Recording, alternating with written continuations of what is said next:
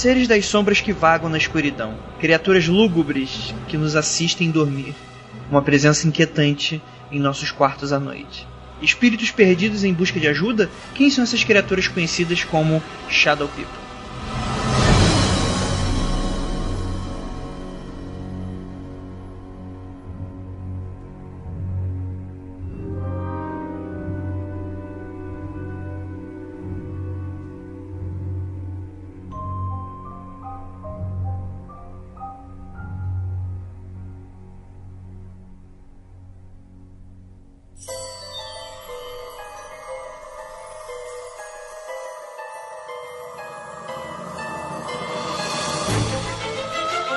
Discos voadores. Fantasmas. Criaturas horripilantes.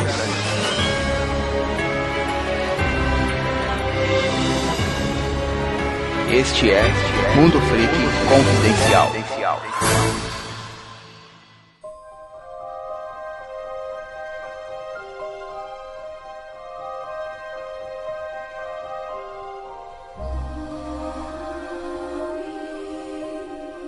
Longos dias e belas noites, queridos ouvintes. Aqui é o investigador Andrei e hoje falaremos sobre um assunto muito pedido, com toda certeza, sobre essa galera do bem, essa galera que...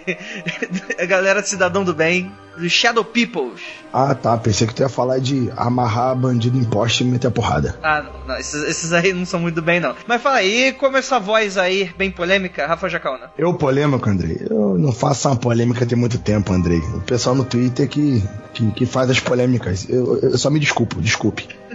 Só se desculpa qualquer coisa. Temos aqui também, pela primeira vez, estreia, olha aí, uma participação que estava sendo bastante pedida, inclusive bastante planejada, né? Só que o Pablo, né, é pessoa importante, pessoa que ganha dinheiro tem pouco tempo. Pablo de Assis, lá do Papo Lendário. E aí, boa noite. E só um aviso aí pro Jacaúna, que o único jeito dele fugir das sombras é no escuro, viu? Então tem que tomar cuidado. Mas tem um filme antigo que é muito bom sobre isso. Acabei de lembrar de um episódio, eu não lembro agora se Clube do Terror, eu não lembro, alguma dessas séries juvenis de terror. É, esse mesmo, Não Me Deixe na Escuridão. O cara queima os olhos, não é? Esse mesmo? É isso? Cara, tava atrás disso daí faz muito tempo. É Clube do Terror isso daí? Eu não lembro se é Clube do Terror, se é aquele Goosebumps, depende, eu não sei. É que naquela época, né, anos 90, né? Anos 90, tudo copiado. Não sei, mas esse episódio tá na minha mente eternamente. Que o cara herda a mansão, né? Isso, que ele coloca um montão de lâmpada na mansão e faz uma armadilha pra matar a sombra. E espoliando o final, ele queima os olhos. Olha aí, ó, Shiryu, curtiu. Então vamos para a área de recadinhos. E o cast vai estar bom demais, galera. Fique com a gente, 2 minutinhos só, e a gente já volta.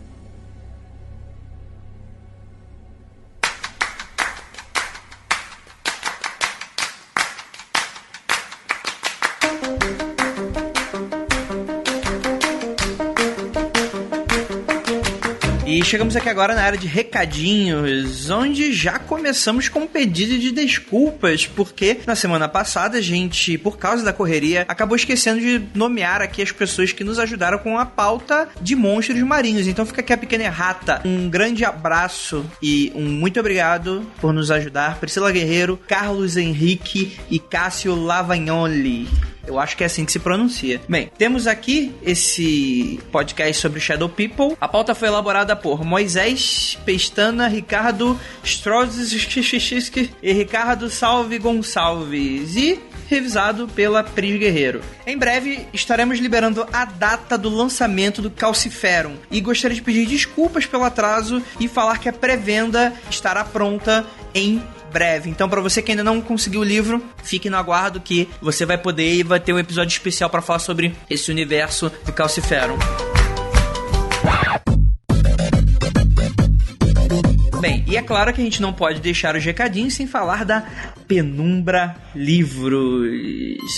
Bem, a Penumbra não é apenas uma editora, mas também uma livraria. E como vocês sabem, é complicado bastante encontrar livros sérios sobre assuntos que se propõem ao ocultismo, esoterismo, etc. Na loja da Penumbra tem uma seleção de títulos de outras editoras independentes regularmente disponíveis, mas tem também uma seção muito interessante, a de livros raros. E nessas sessões de livros raros, cara, tem coisas que são realmente do fundo do baú. Pra começo de conversa, nada do que tiver nessa seção você encontra facilmente por aí numa livraria normal, pra deixar bem claro. Nem na internet, nem loja gringa. Você pode até encontrar, mas é aquela coisa, preço, né, tem tantas coisas, é difícil de encontrar também. Tem alguns títulos que são relativamente fáceis de achar em inglês, mas nem todo mundo fala a língua da rainha, e as edições que saíram no Brasil já estão fora de catálogo há pelo menos uns 15 anos. Então, quem conhece um pouco sobre isso sabe que o que a gente tá falando é verdade. Você até acha os PDFs aí pela internet, mas além de ser pirataria, a tradução costuma ser meio Google Tradutor, né? Sem imagem, é meio sofrível. E as edições em português estão lá, bonitinhas, na loja da Penumbra. Além disso, vocês vão encontrar lá livros que só foram publicados para uso interno de ordens esotéricas. Alguns livros em inglês, exemplares autografados, edições numeradas, tem de tudo. Alguns destaques eu vou listar aqui. Tem um exemplar do livro da Lei do Aleister Crowley em edição comemorativa de 100 anos do livro da Lei. Essa edição foi lançada pela OTO do Brasil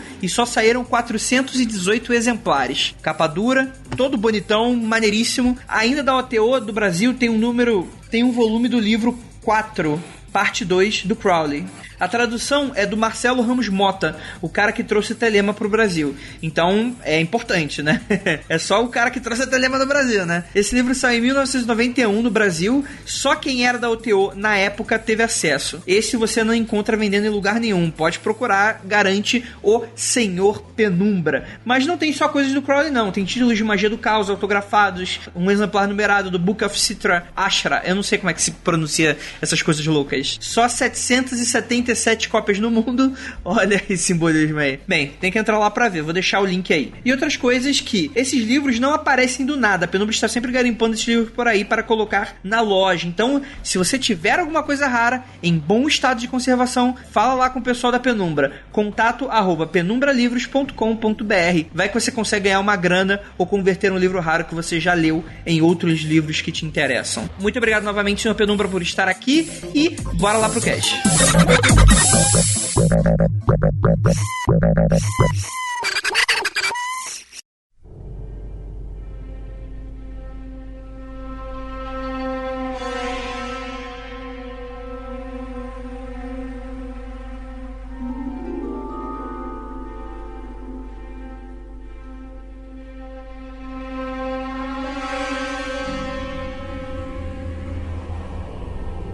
Belezinha, galera, Shadow People. Esse assunto ele é muito pedido, inclusive ele é muito popular nessa onda aí, creepypasta da internet e tal. Porque o que acontece? Antes da gente começar, eu vou dar aí um pequeno parecer sobre isso, de que aqui no Brasil, é uma percepção que eu tenho, tá? Então os ouvintes ou os participantes que estiverem aqui, estiverem escutando, vocês por favor me corrijam. Mas eu tenho a percepção que aqui no Brasil, por causa de religiões mais espiritualizadas, como o espiritismo, umbanda, kardecismo, etc., você tem um pouco dessa coisa, dessa cultura do espírito, né? É claro que lá nos Estados Unidos você também tem a questão de espírito, possessão, seja demônio, fantasma, e depois que morre. Só que aqui, eu acho que é muito mais religião e lá fora é muito mais ficção. É uma percepção que eu tenho.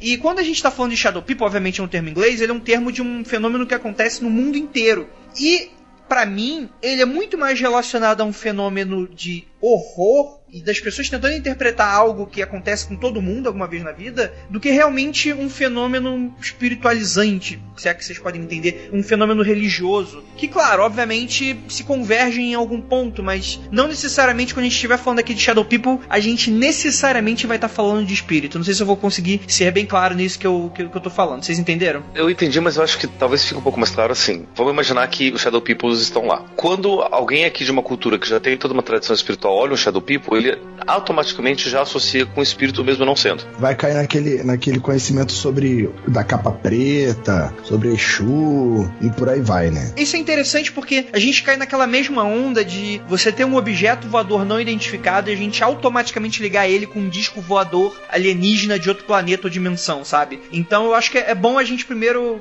se embasar nisso, colocar todo esse alicerce aqui, pra gente começar a discussão de que não estamos partindo do pressuposto que são espíritos ou coisas nesse sentido, mas que é um fenômeno em que ele nasceu na internet, quer dizer, ele não começou a surgir na internet. Há controvérsias. Não, é que ele não começou a surgir na internet, mas esse termo em si, ele abocanhou vários desses relatos, desses fenômenos, e foi cunhado esse termo através da cultura de internet, de creepypasta e etc, que seriam essas pessoas sombras, né, os famosos shadow people, né, que o pessoal tanto adora e queria tanto que a gente citasse, né? Só uma observação aqui, quando a gente fala de Shadow People, a gente tá falando no plural. Se por acaso é só um, é Shadow Person. Olha aí. Porque People é plural de Person. Person é singular e People é plural. Olha, cara, minha cabeça detalhe.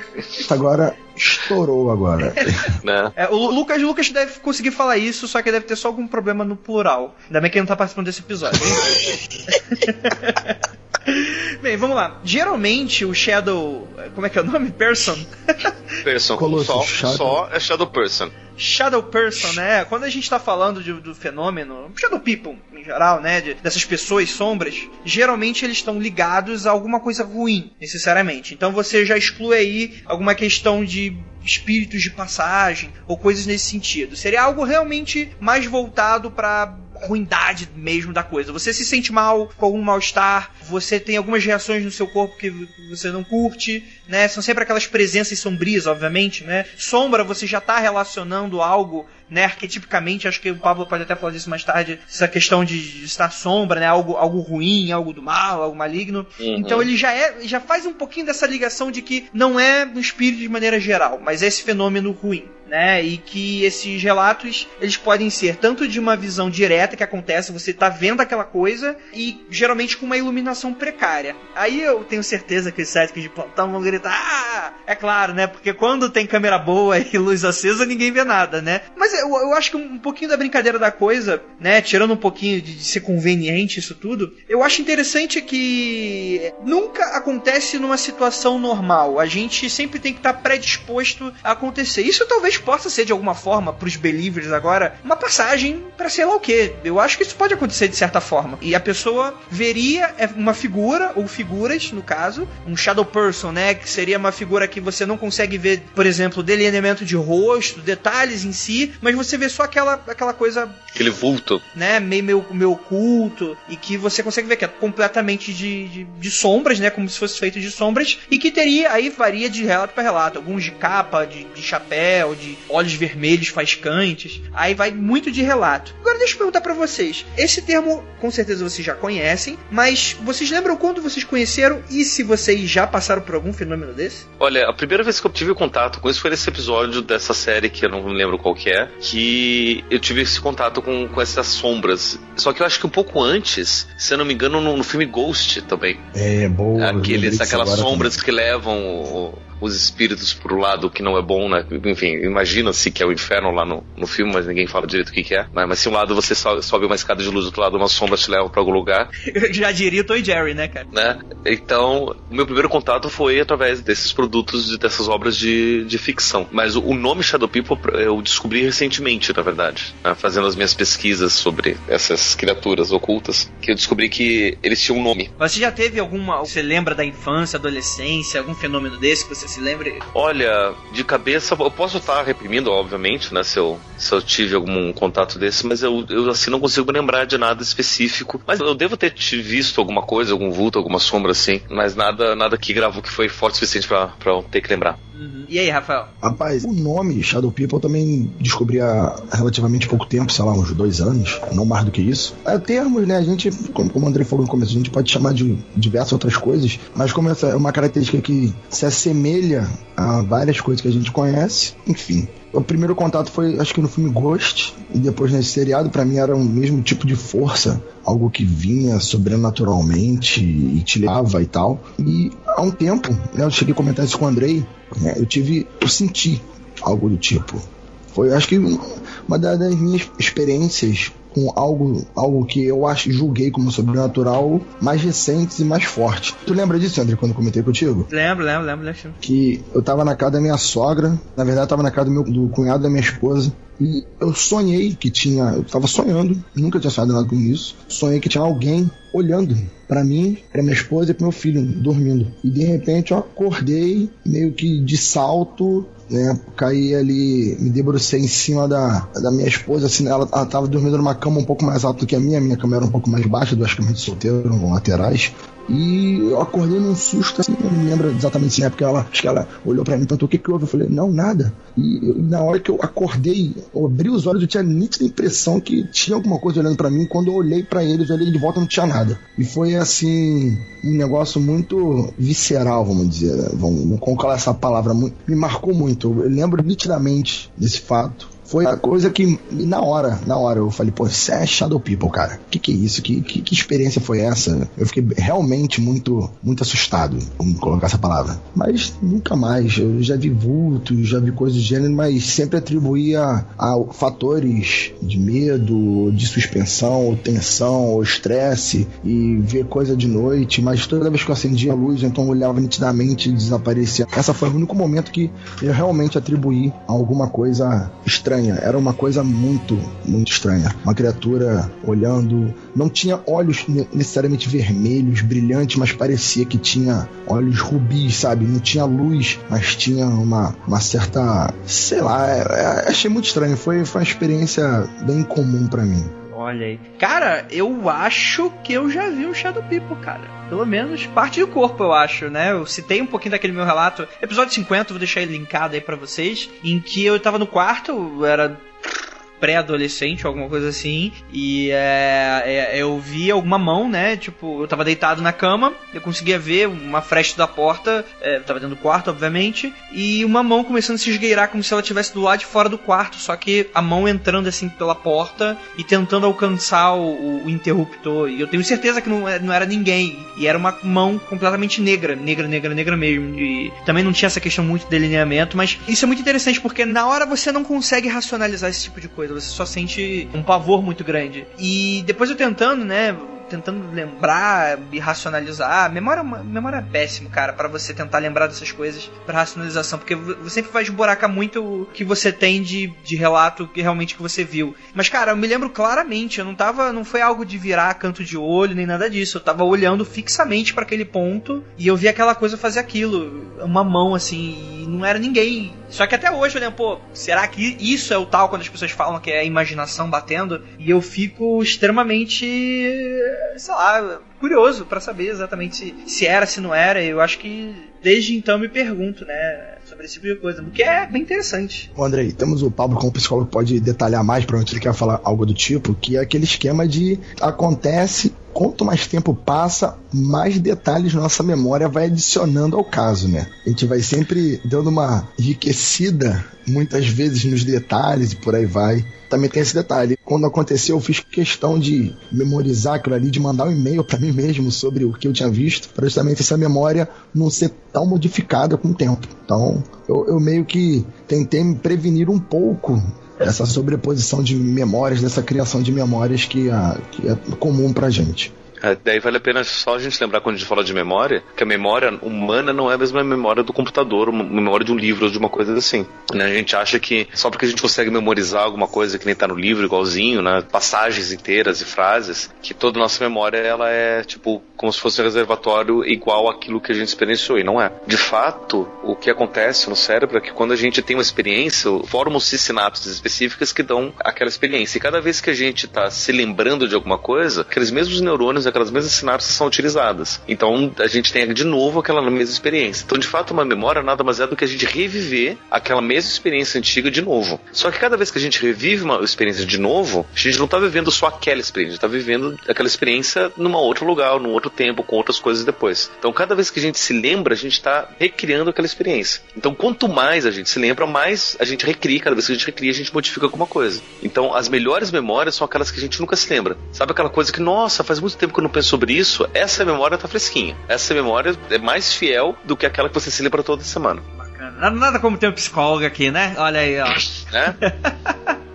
Excelente, excelente. Isso é uma discussão com certeza interessante. Provavelmente a gente deve chamar mais o Pablo aqui pra falar mais sobre isso, essa questão de relato e testemunho. Mas é interessante que, voltando pro Shadow People, né, a gente tem essa questão de um pouquinho das especulações em volta desses fatos, né, de aparecer o Shadow Person aí pras pessoas, né. São raros os relatos de uma visão direta, e quando acontecem, quase sempre são em locais com essa questão da iluminação ser bem precária, né. E a maioria dos relatos é em torno de pessoas que afirmam tê-lo visto, sempre dizem de repente, de passagem, com canto de olho, coisas nesse sentido, uma forte impressão, né, que estava ali, né, como aquela coisa de você tem a sensação de que algo passou por ali, coisas nesse sentido, né. Mas isso não faz sentido, porque se a gente imaginar que eles são sombras, qualquer iluminação direta em cima de uma sombra, a sombra desaparece, né? Sim, claro. Então a iluminação ela precisa ser indireta, necessariamente para a sombra poder estar lá de alguma forma. Só que uma coisa interessante nisso é que as sombras que são relatadas, elas não são aquelas sombras que são projetadas na parede. Elas são sombras tridimensionais, como se fosse um corpo tridimensional composto de sombra. E para ser sombra, obviamente, não dá para ter uma luz direta. Por isso que geralmente ou acontece à noite, ou acontece quando está amanhecendo, ou quando está escurecendo, né? Porque é quando você não tem uma luz direta recaindo sobre onde você está vendo. Então, se tem uma luz direta embaixo de um poste, ou quando está dia, dificilmente você vai ver, porque a luz vai estar iluminando a sombra e a sombra some. Sim. Mas isso é uma colocação extremamente interessante, principalmente quando a gente for para a questão de tentar explicar o que poderia ser esse fenômeno. Porque eu já pensei aqui algumas ideias bem malucas aqui na minha cabeça. E é interessante que algumas vertentes especulam como se fossem seres de outra dimensão e que visitam essa questão desse nosso mundo definido por algum propósito, né? Podendo, inclusive, nem ter ciência de que estão rompendo essa barreira dimensional, dizem alguns. O que eu já acho meio estranho, porque eu consigo ligar esses tipos de relatos com ataques. Dependendo do que tipo de coisa você acredite, eu vejo mais nisso, né? De pessoas observando, como no caso do Rafael. André, você já assistiu Fringe? Cara, não, mas eu provavelmente sei do que você vai falar. Assista Fringe. Tem um momento numa temporada mais na frente onde, assim, quem não assistiu, eu já vou jogar spoiler na cara, eles, tipo, lidam com universos paralelos, e são realidades paralelas onde, tipo, pequenas mudanças históricas aconteceram num outro universo, e, obviamente, mudam muita coisa. Mas os personagens são basicamente o mesmo, como se fossem versões diferentes desses personagens do outro lado. E tem um episódio bem interessante que mostra um casal de idosos, onde no mundo de cá ele morre e ela fica viúva, e no mundo de lá ela morre e ele fica viúvo. Acontece um acidente de carro, e daí a única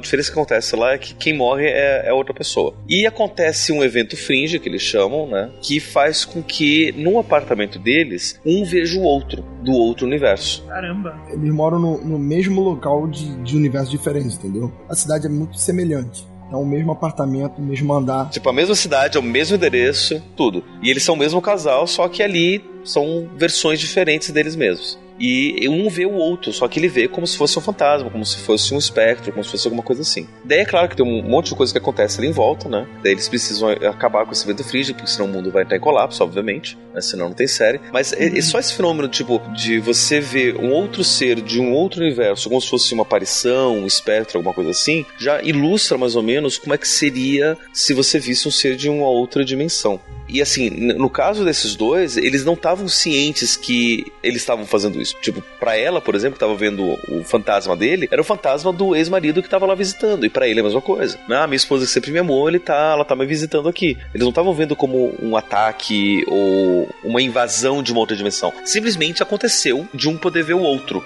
O que pode explicar essa hipótese também. Eu gosto muito de algumas teorias que a gente vai falar um pouco mais à frente, mas essa também eu acho interessante.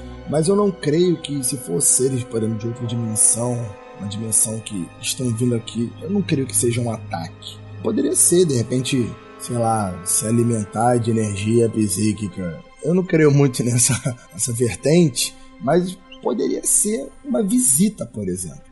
Criaturas de outra dimensão que, observando essa aqui, eles emanam um tipo de energia que causa incômodo dos seres humanos. Isso pode parecer um ataque porque as pessoas podem se sentir mal, mas poderia dizer que as pessoas se sentem incomodadas por causa do efeito que essa emanação das pessoas causa. Só isso. Eu acho que seria mais para o tipo que seria um ataque. A pessoa vinha atacar você. Não sei, só se ela viesse comer sua alma, sabe? Não, mas é que assim, eu falo relacionado ao ataque, não um ataque, vamos lá, direto. Eu falo relacionado a serem geralmente experiências ruins, né? Eu acho que episódios de Shadow People, Shadow Person, eles são geralmente retratados como episódios ruins, né? Mesmo, tá só observando, mesmo não tendo ali um ataque, né, realmente como a gente conhece como ataque, é meio que uma questão de pavor que a pessoa tem, né? Algo tivesse acontecendo de ruim, né? De energia, etc. Aí tu cai para essas coisas de não comer alma, mas vampiro de energia, que algumas pessoas acreditam, etc. Poderia ser quando a pessoa vem, o Shadow People vem, no caso, uma pessoa de outra dimensão, um ser de outra dimensão visita a gente, ela faz as pessoas daqui se sentirem mal porque dá tilt no aparelho dela, entendeu? O aparelho dela perde a camuflagem, ela... Dá um bug na Matrix. Dá um bug na Matrix, aí aparece a sombra dela e vaza. Caralho, desliga essa porra. Quando você percebe, já tá tarde. É a bateria de lítio energizada que estufou, né? Tá dando problema. Sei lá, a radiação por aí. gama-alfabeta, enfim. Alguns desses sintomas seriam, a primeira delas é a paralisia, né? O que já me faz acreditar muito nessa questão de já tem um pouco dessa mistura com um fenômeno que é outro, chamado paralisia do sono. A gente já falou dele em outro episódio, vou deixar no link aí pra vocês, que realmente a paralisia do sono, e tem explicação científica pra isso, muitos dos casos da paralisia, você vê alguma coisa. Tanto que esses eventos de pisadeira, de súcubos, íncubos, demônios, gnomos, seja de que tipo for que estejam te, sei lá, obsidiando no sono, que você tá naquela coisa de você tá parado, você não consegue se mover, você tá acordado e você vê alguma imagem próxima ou em cima de você, poderia ser aí uma extensão dessa coisa do Shadow People, né? Tem essa questão também de estar sendo observado, que no caso foi o que o Rafael sentiu. Algumas pessoas também alegam questão de alucinação, de relatar que ouviram coisas estranhas, como zumbidos, gemidos, estalos, batidas, passos, etc. A falta de ar, né? Como a questão de peso no peito, sufocamento, que realmente isso é bastante ligado com essa questão da paralisia do sono. E aí, bate com alguma coisa que vocês já viram? Pablo, você já viu algum caso desse no seu? Não sei se você tá dando aula, se você tá praticando clinicamente.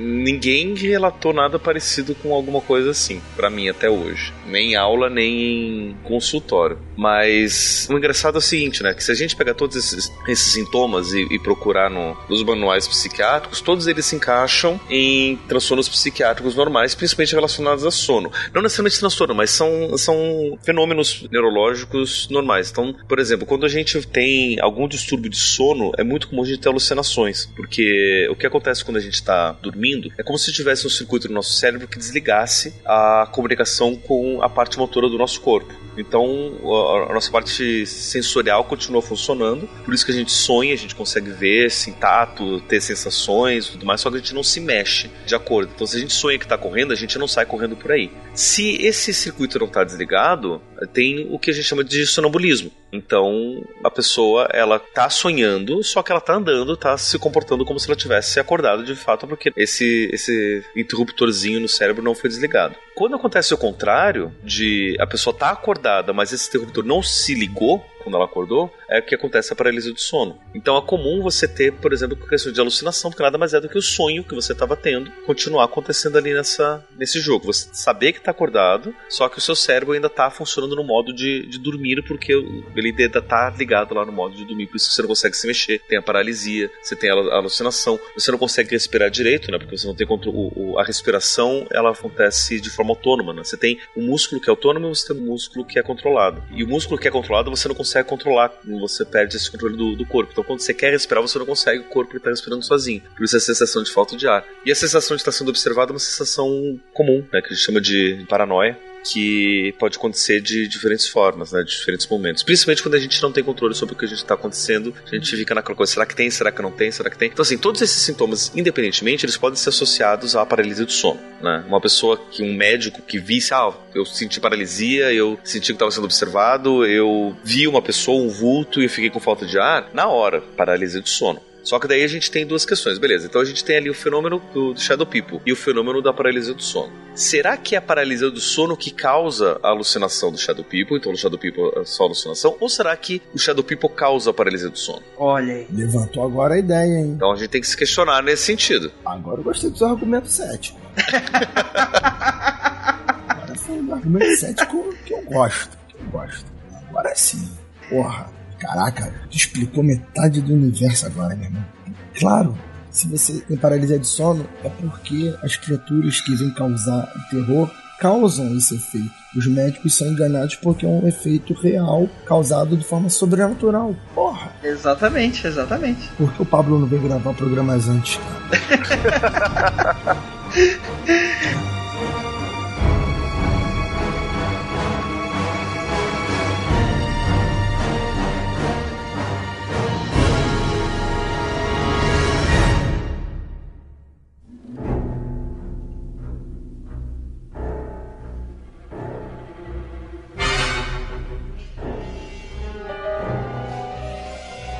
Vamos lá, tem alguns tipos de Shadow People, né, que a gente tem aqui. O primeiro deles, que é citado, é o The Black Smoke, ou Mist Shadow People, que seria o tipo mais comum, né, que apareceria como uma névoa escura que se desfaz assim que é notada. É conhecido como a primeira forma de contato de um Shadow Person com alguém, podendo evoluir para outras formas, que a gente vai falar agora.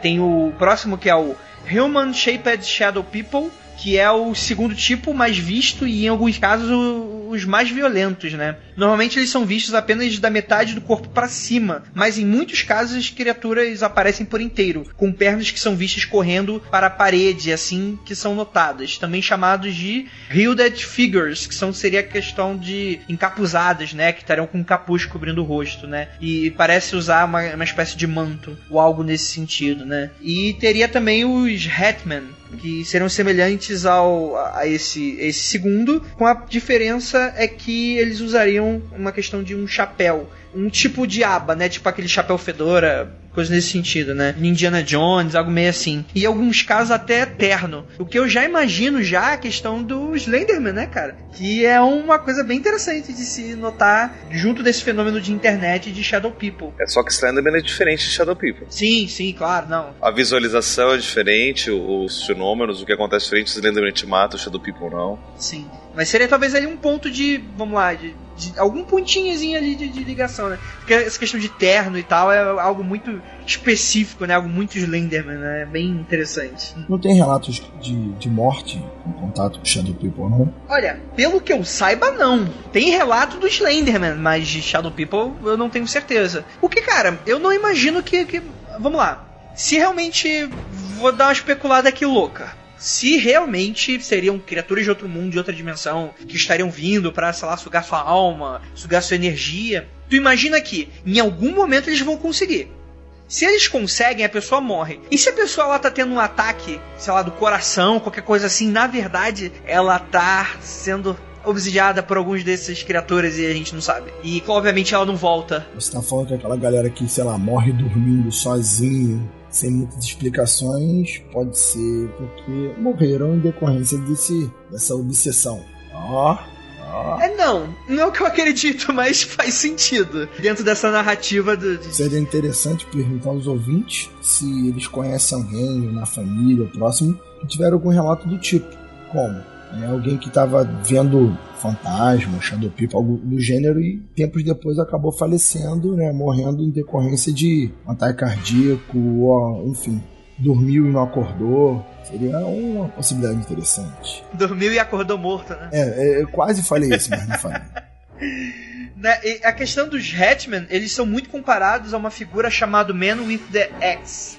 Eu acho que é assim que se pronuncia, né? Que seria uma aparição que permeava os cantos dos quartos em experiências psicodélicas dos anos 80. E isso é muito legal porque eu fui dar uma pesquisada e realmente tem isso. As pessoas nos anos 80 tinham muitos relatos relacionados a isso, de você encontrar ali um homem com machado durante a noite e a imagem sumir. É muito interessante, cara. É como às vezes essas coisas, esses relatos convergem, né? Isso é muito interessante. Outra coisa que talvez seja bem interessante de a gente discutir, eu não sei se tem uma ligação direta, mas esses Shadow People do chapéu, né, muitos seriam parecidos com aqueles Plague Doctors, com o peculiar bico da máscara. Pra quem não sabe, aquelas figuras meio Idade Média, né, meio um pouquinho pós também, de que seriam médicos padres, enfim, que tratavam da praga, e você tinha aquelas máscaras que pareciam um bico de pássaro gigante, que na verdade, sim, eles colocavam ervas ali, né, algumas coisinhas assim pra se proteger da praga, porque eles achavam que se contaminava pelo ar, etc. É bem interessante que tem um pouquinho dessa ligação, algumas pessoas conseguem fazer, né? Bem, tem os Shadow Animals, que são relatos de criaturas sombrias que possuem características de animais domésticos, como um gato híbrido com outro animal, sei lá, guaxinim, cachorro, ave, que variam de tamanho e podendo ser pequenos como um rato ou grandes como um urso. E são muito raros de serem vistos e não muito velozes. E ao contrário dos Shadow Peoples tradicionais, esses tipos não parecem ser muito maliciosos. Cara, aí a gente começa a entrar na loucura, né, cara? Tem os The Picking Shadow, que assim como Shadow Animals, os Picking Shadows são as entidades mais difíceis de serem presenciadas, que seriam pequenos em um formato infantil e são vistos geralmente nos cantos de sofá espreitando. Né, seria uma questão meio criança ou duende ou uma criatura menorzinha, né, com uma estatura menor, né, parecendo sempre muito curioso. E o The Red Eyed Shadow, né, que seriam os considerados mais diabólicos, né, que seria essa questão, obviamente, como o próprio nome já diz, os Shadow People dos olhos vermelhos, né, que transmitem uma sensação de terror para quem os avista. O que eu acho interessante, porque existe todo esse catálogo, né, que é criado em cima desses relatos e dá toda uma mitologia em volta disso. Caraca, eu desconhecia totalmente essas super diferenças. Pra mim, Shadow People, Shadow Person é uma coisa só, e eles tinham uma variação entre elas como se fosse a variação étnica de seres humanos. Todo mundo é ser humano, sabe? Todos são Shadow People, mudando uma coisa ou outra de um pro outro apenas.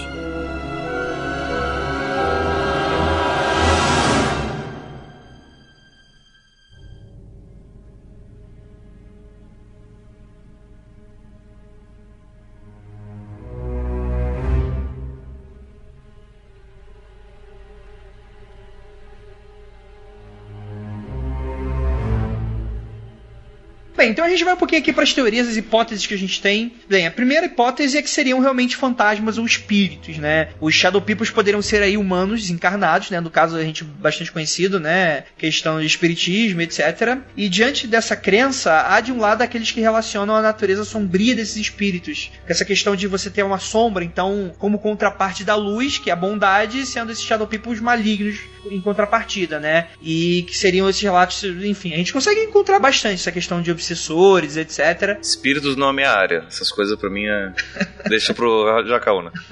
Uma teoria que não sei se você vai abordar seria aquela que tá faltando, né, pessoal? Tá faltando que são demônios, né? Demônios, não demônios pura e simplesmente, mas criaturas direto de um plano sombrio, da dimensão das sombras, que vem para, não só para observar, mas para, como posso dizer, aquela ideia que eu tava falando de sugar a alma, vem dessa teoria, vem para absorver a essência vital dos seres humanos. Olha aí. Então, muitos desses relatos que propagam-se sobre o Shadow People sempre fala que as pessoas, como você comentou, se sentem mal. Mas se sentem mal por quê?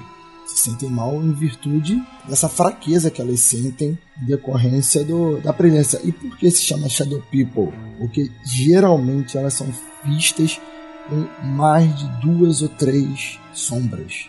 No geral, são mais de 2 sombras. O maior número de relatos envolve sempre uma mescla de sombras, e essa mescla de sombras é de vários elementos. Às vezes tem um que parece ter chapéu, outro tem olhos vermelhos, outro é mais baixinho, e por isso a comparação com people, são pessoas que parecem ser diferentes uma das outras, sem nenhum motivo tão óbvio como esse fato. Elas são diferentes porque são pessoas.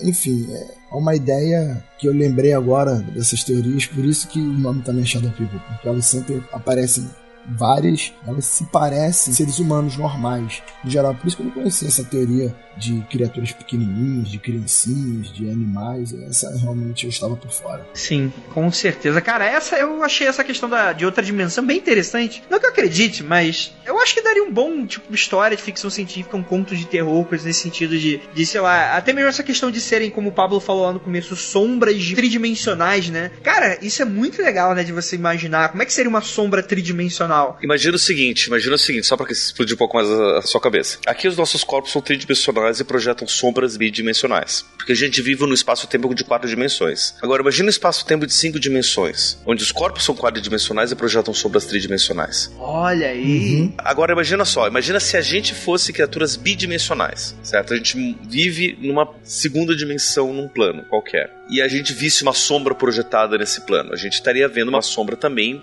bidimensional, da mesma forma forma que a gente. Por mais que as nossas sombras nesse universo fossem de uma dimensão só. Então a gente poderia estar vendo a projeção tridimensional de um ser quadridimensional de um plano de 5 dimensões. Essa ideia é muito interessante justamente por causa dessa aparente aleatoriedade que ela pode ser, mas é aquela história que... Quem foi o camarada que disse? O Carl Sagan, não foi? Que tentou explicar isso lá no... Tentou não, que explicou isso lá no seriado Cosmos. É justamente essa ideia. De que uma maçã, né? Uma maçã que é de um mundo tridimensional, né? Se ela invadisse o mundo de apenas 2 dimensões, as pessoas desse mundo de 2 dimensões não conseguiriam enxergar a maçã como um objeto tridimensional, mas apenas enxergariam um facho dela, né? Como se fosse, sei lá, como se você cortasse um fiozinho da maçã assim, elas só conseguiriam ver aquilo, né? Exatamente. Essa ideia seria uma ramificação dessa dos seres humanos, né? A gente aqui só tá vendo um facho, uma possibilidade que apareceu, que esses espíritos, que essas criaturas permitiram, vamos colocar a palavra assim, e a gente é muito limitado.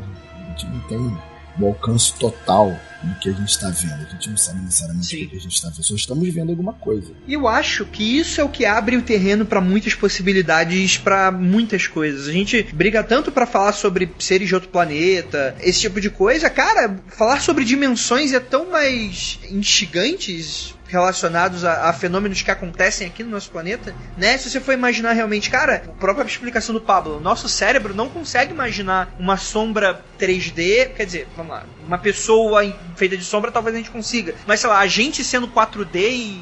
Enfim, cara, é uma situação muito louca, né, cara? O que me lembra muito quando eu descobri o que era um Tesseract, né, o hipercubo. Como é que você consegue tentar entender a gente como ser humano, a nossa mente que tridimensional? Como é que a gente consegue entender o Tesseract? A gente consegue desenhar ele, mas nós não temos como ver. É muito difícil interpretar. Então, o que a gente consegue fazer é projetar. Então, a gente não consegue ver uma figura de 4 dimensões, o Tesseract de 4 dimensões. Mas a gente consegue projetar tridimensionalmente uma figura de 4 dimensões ou até bidimensionalmente uma figura de 4 dimensões, ou 4 ou mais dimensões. Inclusive tem alguns vídeos na internet que brincam com isso e explicam como isso acontece. É bem interessante ver essas projeções. Sim, é muito legal, porque você imagina que um quadrado, ele é um cubo em 2 dimensões. Né? Um cubo, obviamente, é um quadrado em 3 dimensões, dependendo, né? Não sei, às vezes o quadrado pode ser um retângulo, mas enfim. Não, a gente pode falar isso, né? Que o quadrado é uma figura bidimensional, a projeção tridimensional do quadrado é o cubo, a projeção quadridimensional do cubo é o Tesseract, ou o hipercubo, sim, e assim sucessivamente. Sim. Agora tu imagina, o 2D pro 3D, a gente consegue, você adicionou ali a dimensão da profundidade. Agora, quando você adiciona mais uma dimensão, pra onde que vai?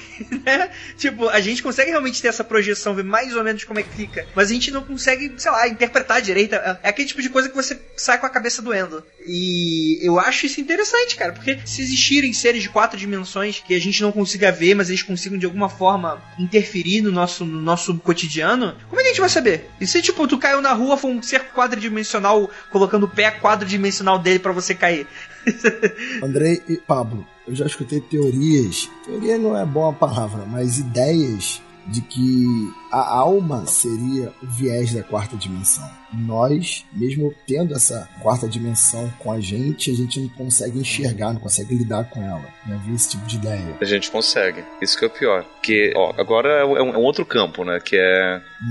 São as dimensões. Vamos entender o seguinte, a gente entende que o tempo seria uma 4ª dimensão. Do que ele está dizendo? O que isso quer dizer que o tempo é uma 4ª dimensão? Imagina o seguinte, se a gente pega, por exemplo, um livro e desenha imagens sucessivas nas folhas do livro, todo mundo já fez isso. Né? Depois passa um seguido do outro, a gente vê um movimento, certo? A gente vê ali um tempo, uma distância, uma duração de imagens bidimensionais que estão se mudando. O filme é isso, né? É isso, exatamente. São uma sucessão de imagens que mostram a impressão de tempo. Então um filme, de certa forma, seria tridimensional. Já é 3D. Todo filme já é 3D. Porque ele é uma imagem bidimensional mais a dimensão do tempo. E a ideia do livro mostra isso bem, porque se a gente tem uma imagem bidimensional, que a gente, quando começa a colocar uma em cima da outra, começa a formar a tal da profundidade. Então forma uma 3ª dimensão de fato. Então se a gente imagina a mesma coisa com a gente, 3 dimensões colocadas uma em cima da outra, seja lá o que em cima quer dizer com 3 dimensões, na direção da 4ª dimensão, a gente teria então essa questão do tempo. E a gente tem acesso à 4ª dimensão daquilo que já foi na nossa memória. A memória nada mais é do que a nossa visita pela 4ª dimensão. Olha aí! Daquilo que a gente já viveu. Cara,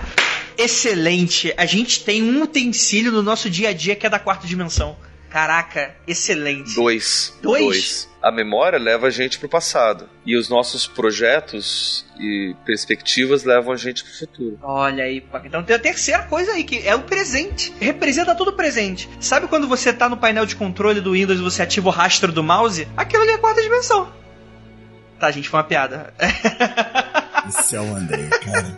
Eu tô aqui prestando maior atenção. Esse é o Andrei, não é fácil. E eu aqui falando sério de matemática dimensional, o cara me fala de Windows. Cara, mas isso aí que tu falou é muito bom mesmo, essa ideia. Principalmente as dimensões, nós conseguimos estudar e a gente fica muito perdido sobre o que são essas dimensões de fato. O tempo é a dimensão que o ser humano colocou, que Einstein colocou lá, né? Se eu não me engano, Einstein colocou como sendo a quarta, porque ele conseguiu estudar. Mas será que num conhecimento mais amplo a gente não mudou a ordem da dimensão? O tempo seria a quinta, a quarta teria outra grandeza, teria outra escala.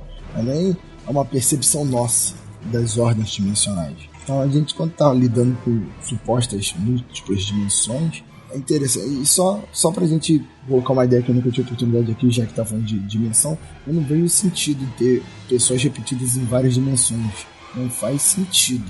Porque cada dimensão as pessoas vão se casar com pessoas diferentes. As pessoas não vão existir, então provavelmente seus pais nunca existiram.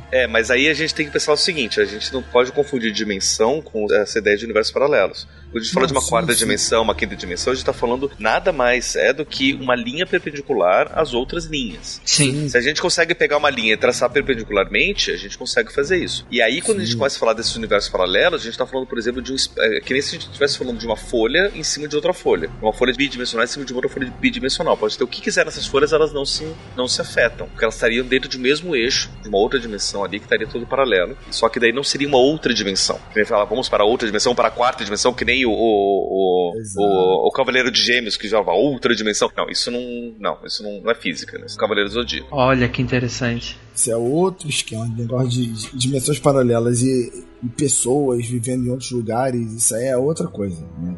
Não vão pra teoria das quatro que o Lucas não está aqui. Verdade, a gente precisa fazer uma de física quântica. Mas segundo Constantino, física quântica é de esquerda, então vamos tentar não ser chamado de comunista. Vambora, fica aí a crítica velada. É interessante que também muito se liga a questão de projeção astral, que segundo essa teoria, o que estaríamos vendo como Shadow People são os espíritos de pessoas praticando projeção astral. Aqueles que com algum nível de mediunidade, mas não muito desenvolvida, poderiam ver vultos que praticam essa técnica. Eu acho que é uma teoria válida, eu até adicionaria algo mais. Tem algumas vertentes de que falam que toda vez que você dorme, você sai do corpo. É automático, pá. Às vezes você lembra, às vezes não. A própria questão do sonho você já tá em outro lugar, vendo experiência de outro tipo em outro lugar. Enfim, poderia ser, tipo, a pessoa dormiu, tá perto de você e você viu ali alguma coisa, sei lá, ela passou, no sonho dela tá fazendo compra, mas tu vê a sombra no seu quarto dela carregando uma sacola, sei lá, com um chapéu fedora ou qualquer coisa nesse sentido. Eu acho interessante, cara, interessante. Tem a questão da pareidolia também, em que, assim, provavelmente é o que é verdade, né? O que é a pareidolia? Que a gente, quase todo episódio a gente cita pareidolia, né? Seria aquela questão de que nosso cérebro, ele tem a predisposição a autocompletar imagens, né? É um pouquinho daquela coisa de semiótica em que você tem todo mundo já brincou com aquelas revistinhas de criança em que você vai ligando os pontinhos pra formar imagem. A girafa, o cavalinho, o porquinho. Tem um episódio do Chaves, acho que tá o Seu Madruga dando aula, aí eu não lembro quem, um dos alunos levanta lá e desenha um porquinho nas letras que o professor desenha no quadro. Então, essa é a pareidolia. Então, se você vira a cabeça rápido, enfim, ou então você tá com um canto de olho olhando alguma coisa, que geralmente você não tem totalmente a visão, né, a clareza da visão, você vê, sei lá, o seu guarda-roupa meio aberto, com uma roupa, um casaco saindo ali, o seu cérebro vai autocompletar com uma imagem como se fosse uma pessoa ali, você vira rápido e não é nada. E você pode, às vezes, ligar isso como um fenômeno de Shadow People, sendo que não é. É apenas uma marca evolutiva que permitiu a gente, como homens das cavernas, e sobreviver por tanto tempo, né? Andrei, eu vou falar uma coisa agora que provavelmente vários ouvintes que estão escutando vão falar, porra, é verdade. Quando a gente era criança, né, existia um eletrodoméstico em nossas casas que se chamava enceradeira. A enceradeira é o eletrodoméstico mais satânico que você pode imaginar. Porque ele tem a capacidade de se disfarçar de ser humano impressionante. A enceradeira, ela é maligna. Sim. Junto com os cabideiros, né, cara? Porra, coloca um paletó na enceradeira, é pra pedir pra criança se cagar. Geralmente a enceradeira fica atrás da porta do quarto da criança. Só pra ferrar a vida do garoto. Então, assim, também tem muito disso. Você vê aquilo ali, meu irmão, você se trava, você se caga, você se cobre, você reza, só acorda de manhã e fala que viu fantasma de manhã. Então também tem essa relação de pareidolia, que você vê as coisas, tu vê cortina, vê porta de guarda-roupa. Por exemplo, eu tenho a mania de nunca deixar a porta de guarda-roupa aberta. Mas ele sempre vai sair o monstro do armário da porta do guarda-roupa, sabe? Cara, depois que eu ouvi o grito, filho, eu não quero nenhuma flecha escura perto de mim. Enfim, vambora. Tem também a questão das teorias que seriam demônios, né? E aí realmente seriam já entidades malignas. Nessa eu acredito muito forte, tá? Inclusive, vários relatos sobre Shadow People, eles ultrapassam o Shadow People em si, ultrapassam o sentido de isso é Shadow People, isso não é Shadow People. Pra mim, vários deles se confundem e eles estão muito mais para relatos sobrenaturais envolvendo demônios do que envolvendo o efeito Shadow People em si. Demônios é resposta para muitas coisas, não para tudo, para muitas. Interessantíssimo, interessantíssimo.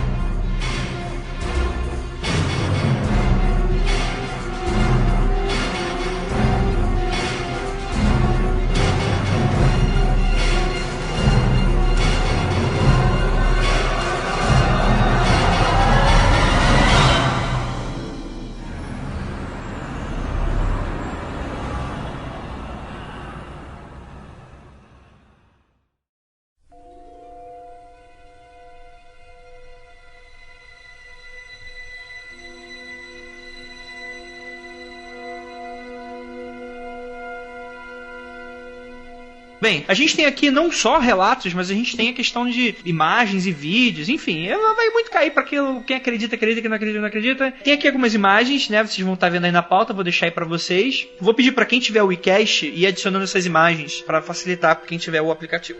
Bem, a primeira delas é numa praça, em que parecem que tem duas figuras circuladas em branco, duas figuras atrás da árvore, meio que observando. Mas que isso aqui é facilmente feito com Photoshop, não tem muito mistério aqui não. Essas daqui podem ser sombras reais mesmo, que a gente simplesmente vê com formato humano. Pode ser um caso de pareidolia mesmo. Sim. Se não for Shadow People. Se não for Shadow People, que é algo bem incrível que seja Shadow People. Com essas imagens. Logo depois a gente tem uma névoa, né, que foi capturada no quarto de alguém. E isso é interessante porque não é uma imagem muito clara dessa vez, mas parece uma neve escura, sei lá, um filhote de fumaça do Lost no quarto enquanto alguém tirou uma foto. O que é interessante, como se fosse uma nuvem bem negra mesmo. Ou só poeira, porque faz tempo que ele não arruma esse quarto, tá bem bagunçado. Sim. Pessoa que pode ser que mora sozinho, né? A gente tem aí a terceira imagem, essa questão de um suposto Shadow People observando o corredor, que pra mim tá mais por a foto tá na qualidade, né? Tá mais por uma pessoa muito distante, um ambiente com pouca luz lá longe, que tá sem luz. É o que parece pra mim. Não parece ser nem interferência de edição de foto, nem questão de sombra ou questão de problema de imagem. Mas uma pessoa mesmo, lá atrás. Isso aí pra mim parece uma pessoa negra de suspensório. É verdade. Parece estar de jeans, sabe? Suspensório não, qual o nome é? Macacão. Macacão. Realmente, parece que tem um sobretom aqui por cima, né? Mas negro eu não sei, porque, tipo, pela distância, né, você consegue enxergar o corpo todo, né? Que como a gente tá falando negro aqui, não é ser mais escuro devido à sombra, né? Mas não sei, cara, é difícil porque a imagem tá em muita má qualidade. Não, cara, não tem sombra ali, tá debaixo da luz. Verdade, cara. Debaixo da lâmpada. Verdade, né, cara? É complicado agora. Eu não sei. Enfim. A gente tem a quarta imagem, que aí a gente parece, e aí vai pareidolia direto, parece muito com a segunda imagem, que é uma névoa mesmo, igual a primeira, só que essa é uma névoa mais difusa, e eu consigo ver aí algo que parecem membros, e ela estivesse meio que flutuando como se estivesse nadando no ar. E o que dá uma coisa bem assustadora. Essa aí parece que essas perninhas foram feitas no pente, cara. É o que eu tô achando também.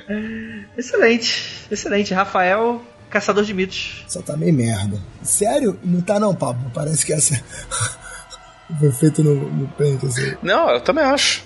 Tá bem ruim essa, tá fraca. Tá fraca, né? Tá quinta. Cara, quinta é fácil de explicar, vambora. É uma tipo, parece aquelas imagens de câmera noturna, né? Filmando um túmulo. E o túmulo, ele tá projetando uma sombra, só que essa sombra, ela tá diferente de como é o túmulo. Essa sombra do túmulo parece que tem braços. Difícil. Não sei. Essa parece pente. Essa parece mesmo. Manipulação. Porque até dá pra ver, tipo, o pé do túmulo que tá projetado ali, ele é uma tonalidade diferente do que tá o braço do túmulo. Olha Então aqui parece que aquele braço foi pintado mesmo, não é... Isso aí parece que o túmulo tá sendo abençoado. Ah, porque o cara tá meio que com o braço pra cima, né? Não, cara, porque o túmulo tá brilhando. Ah, sim. Se fosse o MMO, ele daria uma missão pra você. O túmulo passou de nível. Exato. Bem interessante. Bem, vamos pros vídeos agora. Não vai dar pra adicionar nada muito no iCast, mas vou deixar aí no post aí pra vocês. Bem, vamos lá. A primeira imagem é sobre um discurso e no Jim Jones Footage. Que, cara, é estranho, hein?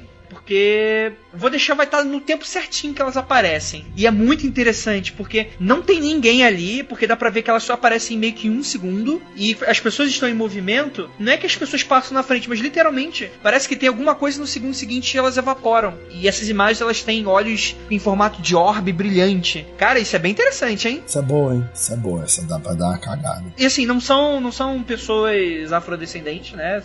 São realmente pessoas sombrias, né? Dá pra ver, porque o vídeo, apesar de ser um vídeo antigo, ele tá numa qualidade aceitável, né? Pra gente ver que realmente é um fenômeno bem estranho. Se não for realmente manipulação de vídeo, é um fenômeno bem estranho mesmo. Não, isso daí ou é manipulação ou é pareidolia mesmo. Sim. Alguém de óculos. Não, pode ser uma projeção de alguma coisa, pode ser, sei lá, botão da calça de alguém que tá brilhando com a luz, não sei. Alguma coisa que tá acontecendo. É que tá na altura da cabeça das pessoas, né? O que dá pra ver, né? Mas a questão da perspectiva pode ser, enfim, qualquer coisa. Esse que é o bom de ser cético. Quando você fala tudo que é mentira, tudo é mentira, é mole.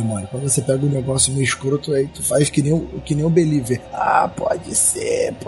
Depois fala que só Believer usa esse recurso, tá vendo? Olha, eu. Hashtag Rafael chateado. Pode ser qualquer coisa. Às vezes a minha vida é meio chata, porque eu acredito nas coisas e ninguém mais acredita. Tá bom, Rafael, cala a boca. Temos aí o próximo vídeo. Esse vídeo é interessante, porque assim, pra mim ele pode ser uma manipulação bem clara, mas é um vídeo interessante ainda assim, porque o que acontece? É uma cena de câmera de vigilância do que parece ser uma cafeteria, e aí, a partir do segundo 15 ou 16, 17, surge do canto inferior esquerdo uma névoa em formato de gente. E ela vai caminhando, e atravessa a parede, atravessa meio que a janela. Só que é uma manipulação que eu acho que consegue ser feita facilmente, né? Mas ainda assim é interessante. Olha só, o próximo vídeo é o melhor. Esse, meu irmão, se caga. Ah, cara, não, mentira, cara. Não, esse não. A do jogo de futebol não, cara, é muito feio. Não, aquele é o melhor. Você viu essa do futebol, Pablo? Eu tô vendo agora. Cara, não tem como ser sério, cara. Ah, eu acho que já tinha visto esse daqui. E aí? Falso ou prova incontestável? Eu tinha visto o que era. Eu vi uma explicação desse vídeo em algum lugar. Agora eu não me lembro qual que é a explicação, mas tem uma explicação como se fosse uma projeção de sombra mesmo, mas de uma pessoa que estava correndo em outro lugar e foi projetado lá de alguma forma. Mas tem uma explicação. Mostraram depois como é que foi feito. Só que agora não me lembro. Sim, então é fake mesmo. Não é fake. Foi filmado de fato. Uhum. Mas não é um Shadow People correndo. Tem uma explicação pra isso. Aconteceu de fato essa sombra ali, mas não é um ser que a gente não conhece. Entendi. Bem, vamos lá. O último vídeo, Shadow People em 1997, Emerson. Cara, pra mim esse vídeo ele é o mais fake de todos. Pela própria proposta, né? Tipo, o cara vai filmando no mato, encontrar alguma coisa e a própria imagem das coisas que aparece no minuto... A partir do minuto e 3. Você vê que não é nem sombra. Como se fossem umas imagens sobrepostas. Lembra aquele efeito, sabe, do Predador? Invisível? Que não é bem invisível, mas ele tem aquela coisa de refletir a luz. Distorcer a luz e tal. É bem aquilo, só que dá pra ver que não condiz muito com a imagem, eu acho. Eu acho que tá muito fake. Não tá tão legal. Enfim, tem todo mundo correndo. Bem fake mesmo. Eu vou deixar aí pra vocês verem.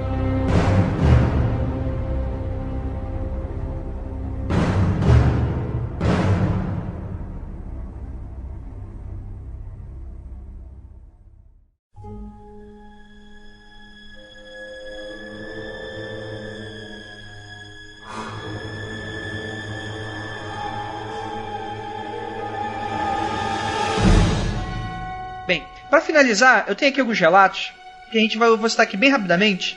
O primeiro deles foi um e-mail enviado pela leitora identificada como Bella em 16 de janeiro de 2016 e foi mandado para um site, o The Official Shadow People. Vou deixar o endereço aí para vocês. Bem, estava enrolando em minha cama na companhia da minha cachorra ontem pela manhã, mexendo com meu celular, algo que sempre faço antes de começar o meu dia. Enquanto estava lá, ouvi a porta se abrir, mas ninguém desceu as escadas, que é bem estranho, pois geralmente ouço passos também. Olhei por cima do meu telefone e vi que tinha uma pessoa parada ali, uma silhueta negra, de algo que parecia ser um homem parado na minha porta. Congelei de medo, minha cachorra pulou nele e começou a latir e rosnar, como nunca tinha feito antes. Aquela coisa fechou a porta e eu fiquei ali por alguns poucos minutos, tentando entender quem era, ou tentando entender o que era. Então eu levantei e abri a porta. Minha irmã mais velha veio descendo as escadas e eu apenas perguntei se ela tinha estado no meu quarto há pouco. Ela me respondeu que havia chegado em casa naquele momento. Eu subi para o segundo andar e perguntei para todos os meus familiares que estavam lá. Todos disseram que não foram eles. Quando encontrei com minha mãe, perguntei se tinha sido ela, que respondeu negativamente, pois ficou o dia todo trabalhando e não passou em casa. Eu não tinha ideia do que aconteceu porque eu estava muito assustada. Fiquei pensando nisso o dia todo e isso tem me deixado nervosa. Alguém poderia me explicar o que aconteceu? Nunca tinha ouvido falar disso antes. Eu deixei a recomendação: banho de pipoca, joga o sal grosso, reza 3 Ave Maria, tá tudo certo. É relato interessante, né, cara? É relato básico de Shadow People. Aconteceu comigo, tem relatos bem parecidos com esse. Que é interessante, hein? Cara, quando esse tipo de coisa, a pessoa relata uma coisa sobrenatural do gênero, eu sempre recomendo que a pessoa procure algo que a conforte espiritualmente, que a proteja, que ela se sinta blindada, vamos dizer assim.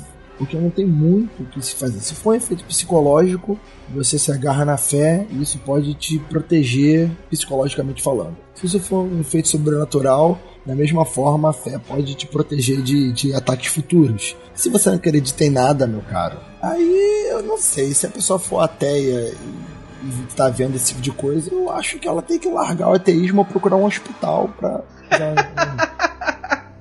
um exame, né, clínico. De repente ela descobre que tem, sei lá, algum erro, algum bug na mente dela. Ela fica feliz com isso, com a descoberta dessa doença. Mas se você vê, cara, você tem que tomar uma postura. Ou você, sendo ateu, vai ao médico e pede exames específicos. Sendo crente, você se pega e ora para se proteger. Ou também aquele lado, se você é cético, né, mas não é ateu, você, enfim, procura um terreiro, uma igreja, enfim, tem que ter algum efeito em você, ou seja, psicológico, religioso ou médico, você tem que sair disso. Você não vai conseguir viver a tua vida normal se você ficar vendo vultos na sua vida. Não vai dar. Sim, obviamente. Deixa eu tentar traduzir um pouco o que ele tentou falar. Procure ajuda, não tente fazer isso sozinho.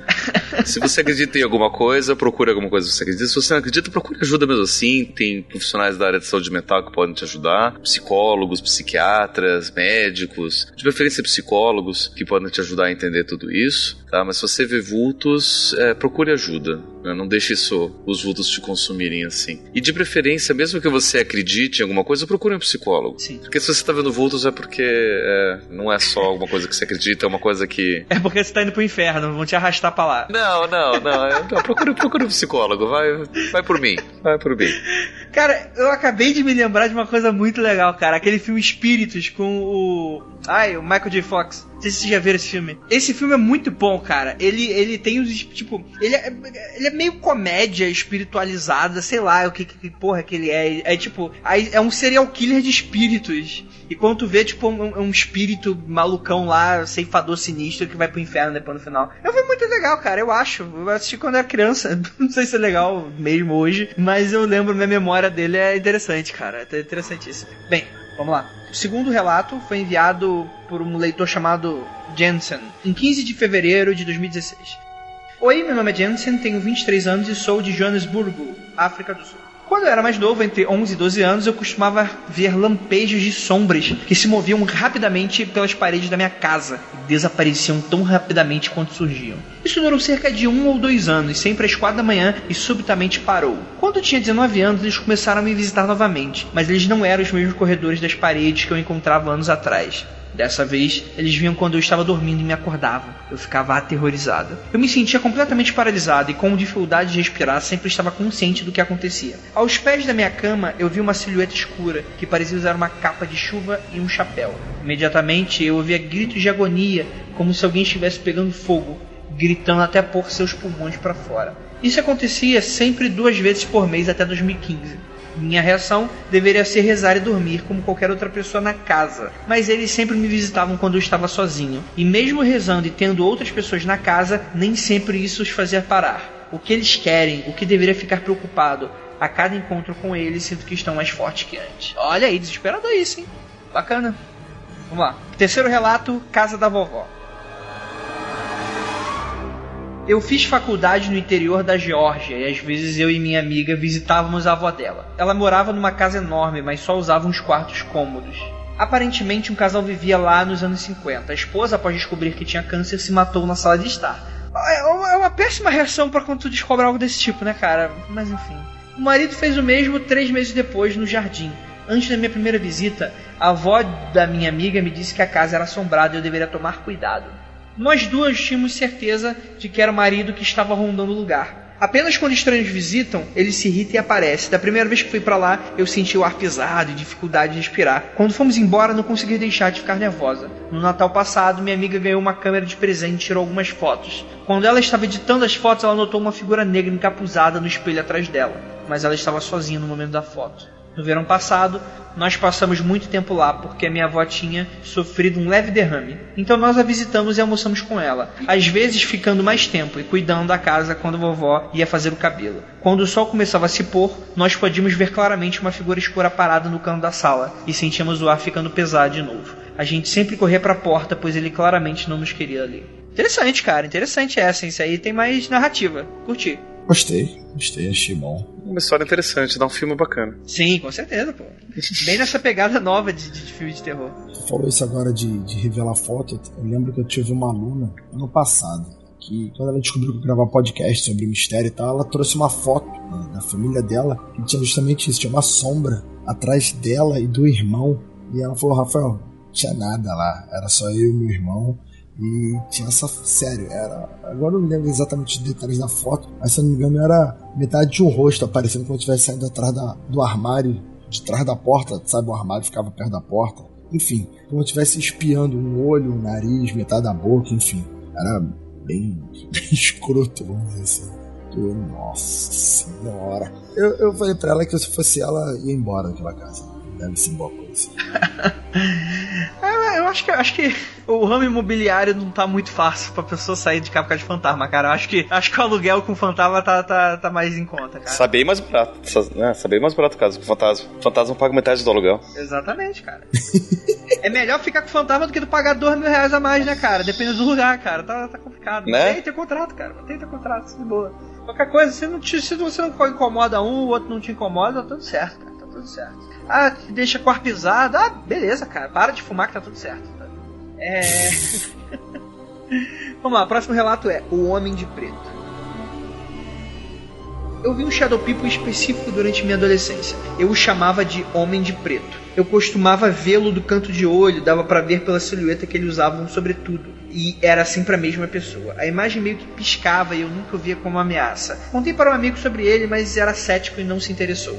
Uma noite, nós fomos ver uma chuva de meteoros em um morro perto da minha casa. De lá, dava para ver a rua calma, cercada de árvores. Havia um poste que nos permitia distinguir o que era rua e o que não era. A gente estava conversando enquanto esperava a chuva de meteoros quando meu amigo disse: eu acho que vi um homem de preto. Fiquei espantado porque eu tinha acabado de vê-lo aparecer debaixo do poste e desaparecer de novo. Mas não comentei nada porque a essa altura era uma experiência regular para mim. E já não era lá grande coisa. Só eu podia vê-lo bem até aquele momento. Perguntei a ele onde tinha visto e meu amigo apontou para o mesmo lugar e disse: debaixo do poste, como um flash. E aí desapareceu. Legal essa porque você está envolvendo aí um terceiro, né? Você já tem menos a questão da sensibilidade, mas a questão de você ver realmente alguma coisa aí. É interessante, cara. Interessantíssimo. Cara, todo relato que você consegue testemunhar mais de uma pessoa, né? Você, mais uma, mais duas, sempre tem um peso maior. Porque você é aquele negócio, né, que a gente vê em filme, né? Eu não tô maluco. Eu não tô maluco. Tem gente maluca junto comigo. Vários malucos continuam sendo malucos, mas tudo bem, né? Mas o interessante é você ter a mesma alucinação do que todos os malucos. Lembra de histeria coletiva que o Andrei adora? Então. Olha, eu não gosto nada, filho. Eu só espero nunca passar disso na minha vida. Ah, beleza. Bem, próximo relato, O Organizador.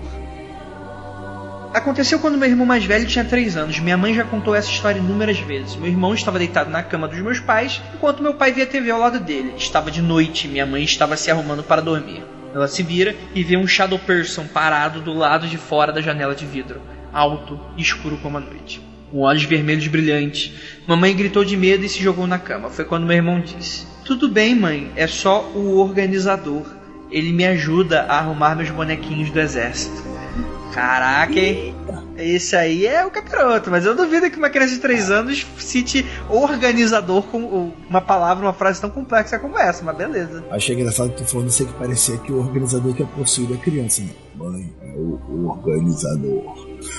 Mãe, olha, filho de quem é essa voz? É do organizador, mano. É tipo os caça-fantasma, né? Tipo, o primeiro, né? Eu sou o porteiro. Justamente. Caraca, meu irmão. Aí, se meu filho um dia fala isso comigo, brother, na moral, igreja na hora. Igreja. Você acabou de mandar. Olha só, Rafael, você acabou de mandar os ouvintes pro psicólogo e tu falou que tu vai pra igreja, Rafael. Que porra é essa? Não, eu falei pros ouvintes procurar coisas que eles acreditem possam ajudar eles. O que vai me ajudar, no primeiro momento, é ir pra igreja. Cada um faz da sua vida o que quer. Eu faço da minha, é isso. Tá bom, Rafael, pelo amor de Deus. Galera, por favor, não levem os argumentos do Rafael em consideração. Esse é um programa de humor e entretenimento e não é pra levar nada a sério, tá bom? Levem isso pra vida de vocês.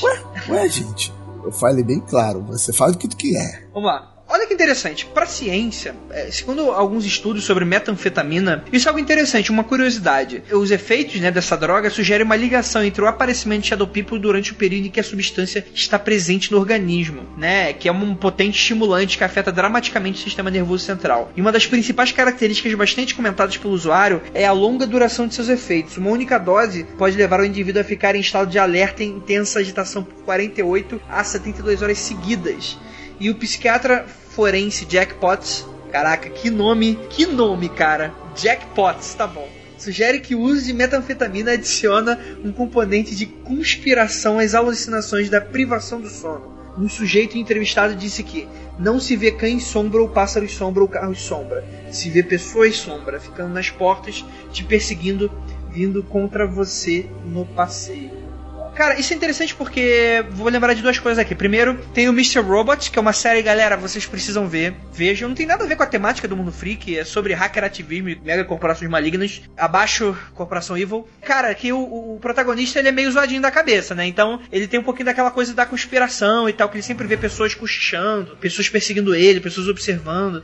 E o interessante é que isso me lembrou também, cara, da novela, eu acho que era O Clone. Não tinha uma... É que novela brasileira tem sempre aquela pegada de pegar algum personagem e transformar a vida do personagem em uma merda pra ter uma mensagem pra passar. E a bola da vez era, sei lá, era droga. Enfim, eu nem sei qual droga a pessoa usava, ou se a garota usava só uma coisa básica e o nego extrapolava aquilo pra 10ª potência, de que ela ficava toda vez, tipo, com aquela mania de perseguição doida.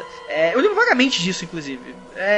Mas, cara, eu acho que pode ser uma referência bem interessante para pessoas que utilizem, né? Não sei. Voltando aqui no caso do Sr. Potts, é interessante que a metanfetamina, ela tem de fato esse efeito de criar paranoia, né? Dessa sensação de perseguição. Eu não tinha visto a relação da alucinação do Shadow People com isso, mas me lembrou, lendo essa descrição do Potts, aquele filme Advogado do Diabo, que tem um momento que um dos advogados do Milton, ele tá correndo pela rua quando ele é atacado. E um pouco antes dele ser atacado, ele diz, ele foi assaltado, daí por isso que ele morreu. O que mostra que ele foi atacado por sombras, né? Mais ou menos dessa forma. Você tá andando, de repente você vê um vulto, alguma coisa, o que é isso, quem que é, o que é. Parece que é essa sensação. E se eu quisesse, ser bem científico ao descrever o filme, poderia estar dizendo que ele estava sofrendo de fato a alucinação do uso de drogas, que com certeza ele usava, né?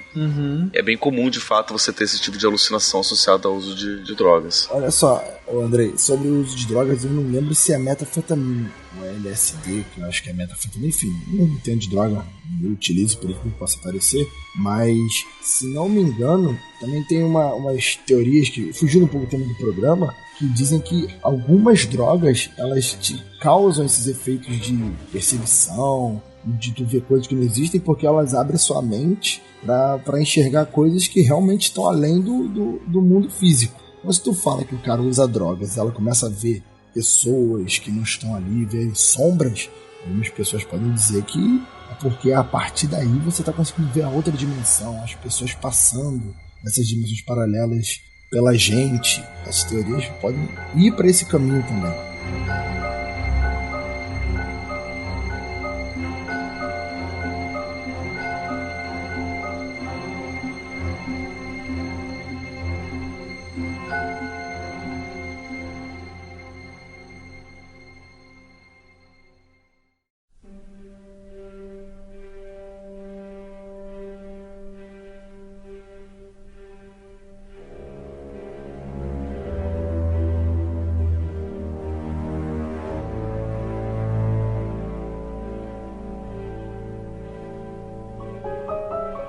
Então vamos agora pra finalização. Pablo, cara, pra você, o que você acha que é esse fenômeno ou esse tipo de relato? E também fala um pouquinho daquele seu projeto que você tá montando ali dentro do Mitografias. Já conclui aí, já junta aí com o seu Jabex, que eu acho que dá pra juntar bastante. Então, o que eu acho disso tudo, né? É complicado, porque eu sou uma pessoa bastante cética.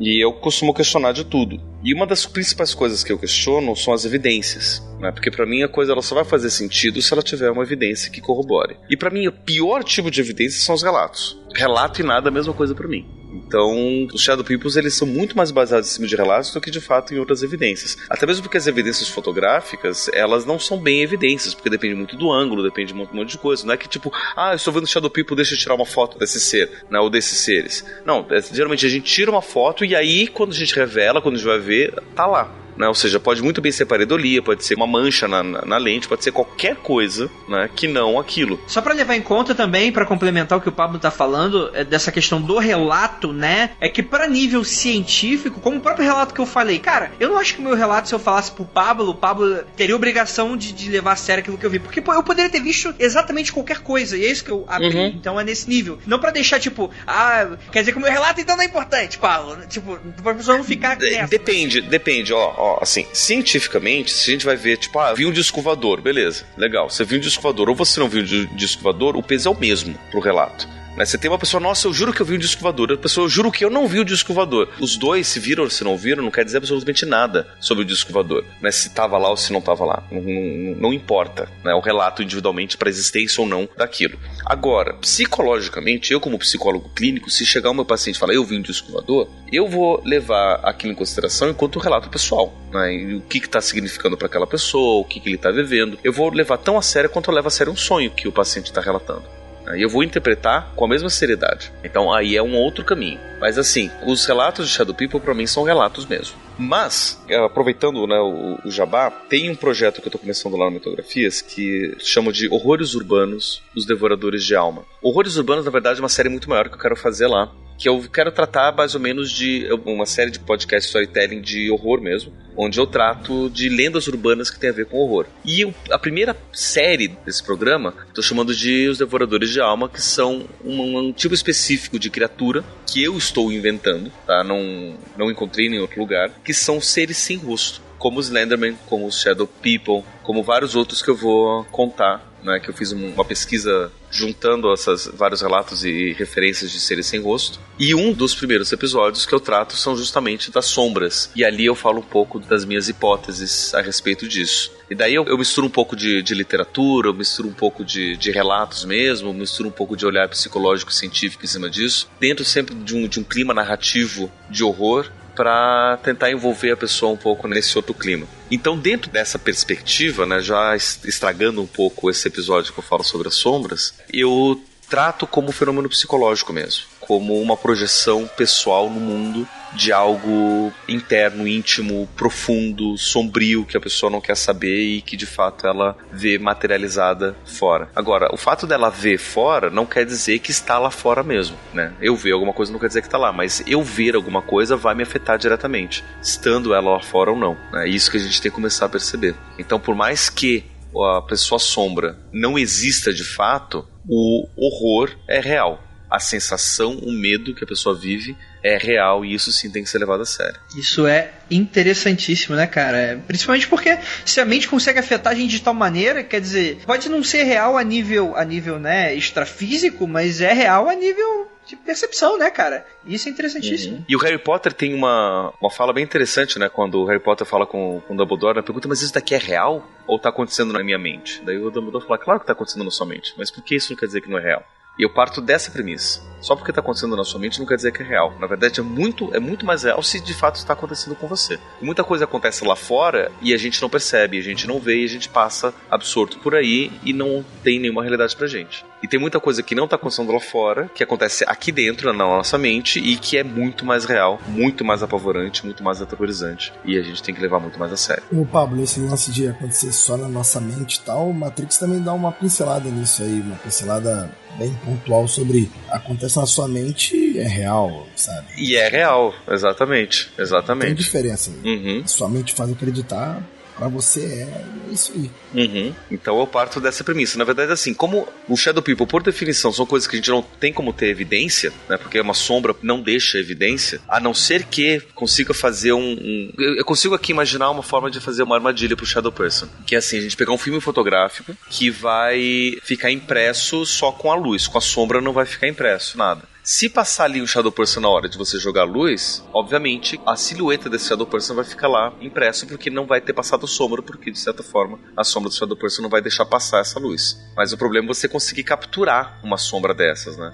Mas uma armadilha é possível de você construir nesse sentido. Se, de fato, a gente conseguir ter uma evidência desse tipo, aí são outros 500. Né? Daí a gente pode, de fato, imaginar alguma coisa externa. Mas, independente de ter ou não uma coisa externa, a experiência subjetiva, a experiência psicológica é muito real. E é isso que a gente tem que levar muito mais em consideração. E não desconsiderar só porque não tem uma evidência externa. Tipo, você não tá vendo nada, isso daí não existe, imagina, você tá louca. Isso é muito pior do que você... Na verdade, eu não sei o que é pior. Mas, enfim, o melhor mesmo é você levar o relato da pessoa em consideração de uma perspectiva psicológica. Ou seja, eu tô ouvindo vultos, eu tô ouvindo vozes, eu tô me sentindo que estão me perseguindo, quando eu vejo essas coisas eu não consigo me mexer, legal. Então essa experiência que você tá tendo é uma experiência aterrorizante e ela é real pra você, e isso tem que ser levado em consideração, e um profissional do campo da saúde mental pode te ajudar com certeza a lidar com essa experiência, sem desvalorizar, sem desconsiderar como se fosse um devaneio qualquer. Excelente. Cara, fica aí a recomendação do programa, saiu o primeiro episódio, pelo que eu lembro. Tem previsão do segundo, Pablo? Esses episódios vão sair durante as férias do Papo Lendário. Então o Papo Lendário ele tem 2 ciclos de 10 episódios e tem período de férias. Então durante as férias vão sair os episódios dos horrores urbanos, os Devoradores de Alma. E quando acabar os Devoradores de Alma, a minha ideia é continuar com os horrores urbanos, mas lançando com outros temas, né? Talvez anjos e demônios, lendas urbanas, fantasmas, assombrações, né? E seguir por aí. Legal. Rafael, e aí? O que tu acha? Cara, eu acho que o fenômeno de Shadow Peoples, eles são vários fenômenos diferentes que são colocados como uma coisa só.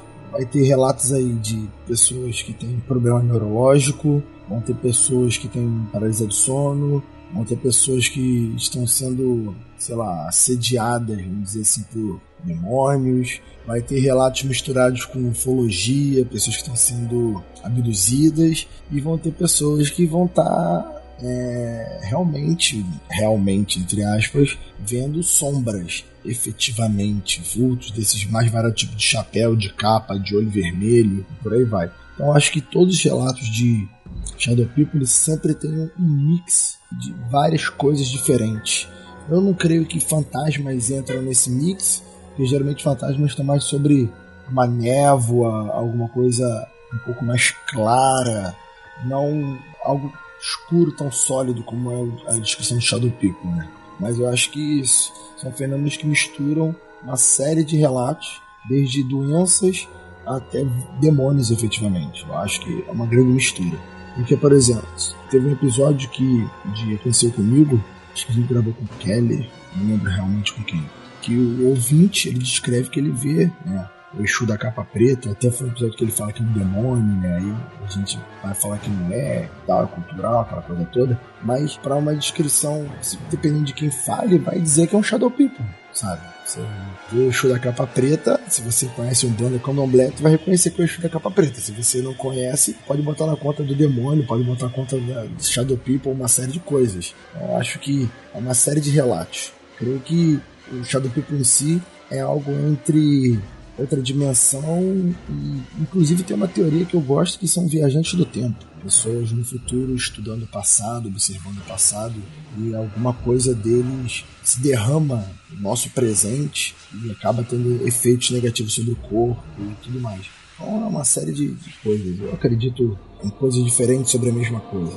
É confuso, minha cabeça sabe como é que é. Cara, eu acho as teorias muito interessantes, e o que eu acho é que a internet nos proporciona um terreno de reconhecimento de padrões. Isso eu acho legal. Isso, independente do caso existir ou não, eu acho que você ter um termo como Shadow People em voga, você ter um pouco dessa cultura, cara, nada mais é do que um folclore moderno, cara, um folclore tecnológico, né, um folclore do dia a dia, contemporâneo, usando aí a tecnologia, né, e eu sentia muita tristeza porque eu vi que isso acontecia muito no Japão e aqui acontecia pouco. Então lá no Japão, por exemplo, tem historinhas assombradas de fita VHS, de TV, de coisas tecnológicas, sempre tiveram lá, misturando com parte do folclore deles, e aqui eu via pouco, na época, sei lá, 2000, década de 90. E cara, e hoje eu vejo que isso tá extrapolando de maneira bacana, né? As pessoas estão se encontrando na internet, estão criando coisas da própria internet para a própria internet. As próprias creepypastas em si, eu ainda coloco junto com Slenderman e essas coisas, porque eu acho que fica um terreno fértil para pessoas se encontrarem com experiências parecidas e elas mesmas podem fazer experimentos. Mas assim, a gente falou sobre o Japão, é que nem sobre os Estados Unidos e Europa. Relato de fita, essas coisas assim, na minha opinião, vai muito envolver a condição do país. Estados Unidos, qualquer família tinha uma filmadora. Vai da década de 80, início de 90 no Brasil, para ter uma televisão já era meio difícil, entendeu? Imagina ter uma filmadora. Então, quando você tem famílias por todo o país gerando filmes próprios, essas coisas costumam surgir mais. Quando você tem uma pessoa por bairro tendo uma fita, né, uma filmadora, isso é extremamente limitado. Eu acho que é meio por aí também. Então, mas aí, Rafael, tipo, tu lembra de um filme década de 90 pra trás que, tipo, cara, vou matar meu próprio argumento, cara. Eu acabei de lembrar do Poltergeist. Mas enfim, tirando o Poltergeist, que tem a parada da TV e etc. Mas tirando o Poltergeist, cara, eu não consigo ver um movimento inteiro sobre terror e tecnologia. Eu não consigo, no Ocidente. Eu consigo ver no Japão, porque o Japão ele sempre teve essa questão tecnológica muito ligada nessa época. Eles sempre foram um ponto avanço tecnológico e eles sempre tiveram um pouco dessa dicotomia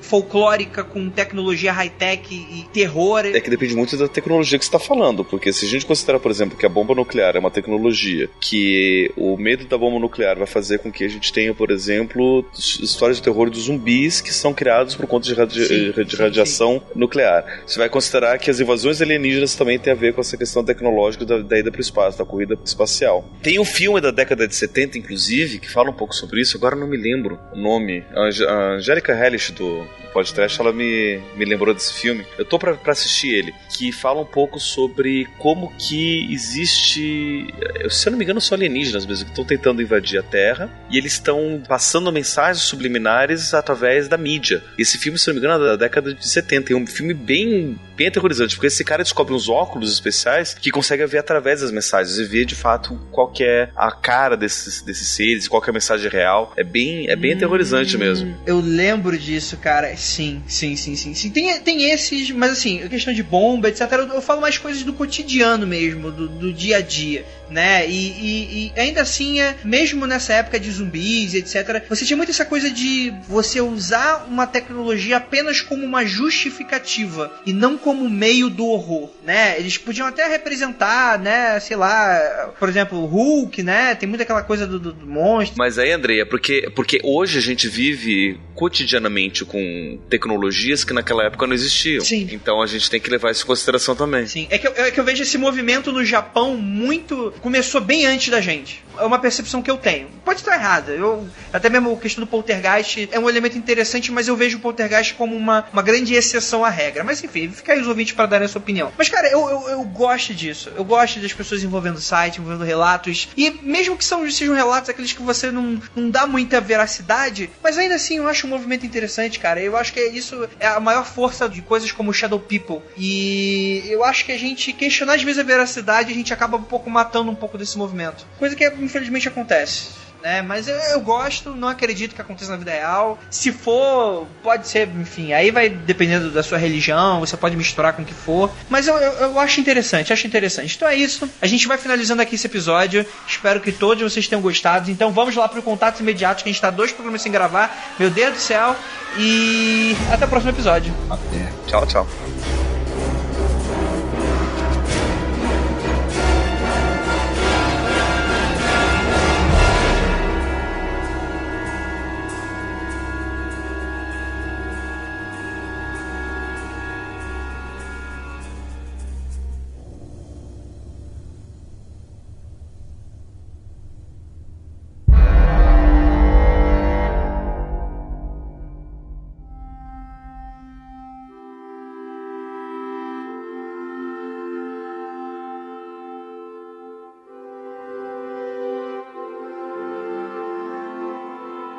E chegamos aqui agora na área de leituras de e-mails e comentários, o nosso momento do feedback, os nossos contatos imediatos. E é isso aí, galera. Primeiramente, fora Temer. Segundamente, gostaria de pedir desculpa aos nossos ouvintes, porque semana passada a gente não teve nossa leitura de recados padrão. Principalmente porque, cara, foi muito corrido a gravação, foi muito corrido o que a gente tentou, a edição ficou muito longo. Então, avisar pra vocês que às vezes acontece, né, cara? Ritmo semanal é assim, a gente acaba sacrificando um pouco algumas coisinhas. Enfim, né? Em breve novidades sobre algumas coisas que vocês podem nos ajudar com isso. Bem, pra me ajudar aqui na leitura, nós temos a queridíssima, a cheirosa da Tupá. Olá a todos. Tô tão animada. Enfim, vou participar de uma leitura de e-mails. E aí? Você nunca participou? Não, eu nunca me chamou. Olha aí. Eu vou te dar uma dica. Ela é a mesma coisa, só que com menos participantes. Tá bom, tudo bem.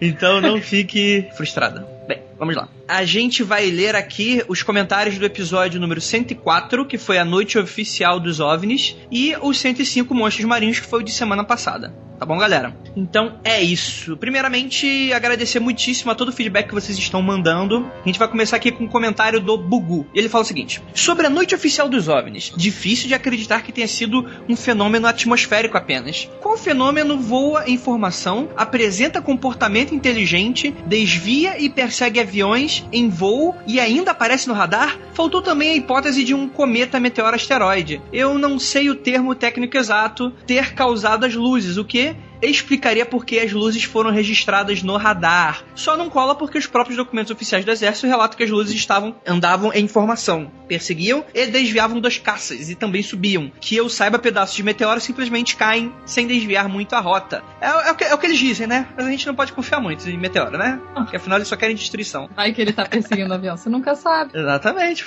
Outra hipótese é que aquilo era uma tecnologia espiã estrangeira, provavelmente projetada por engenheiros portugueses, já que dava pra ver de longe a luz que eles produziam e até mesmo os radares brasileiros conseguiam detectá-los. E mesmo na época do Brasil não tinha exatamente a mais avançada tecnologia militar disponível, fora que teremos que acreditar que os Estados Unidos ou algum outro país tinha uma tecnologia ultra secreta que até hoje parece avançada demais e resolveram arriscar que ela fosse revelada ou até mesmo capturada. Caso algum desses aviões espiões caísse ou fosse abatido, se os Estados Unidos ou a União Soviética ou qualquer outro país quisesse espionar o Brasil, um U2, aqueles que caiu na União Soviética, não a banda, que também caiu, mas não desse Não, que absurdo, não fala mal do U2.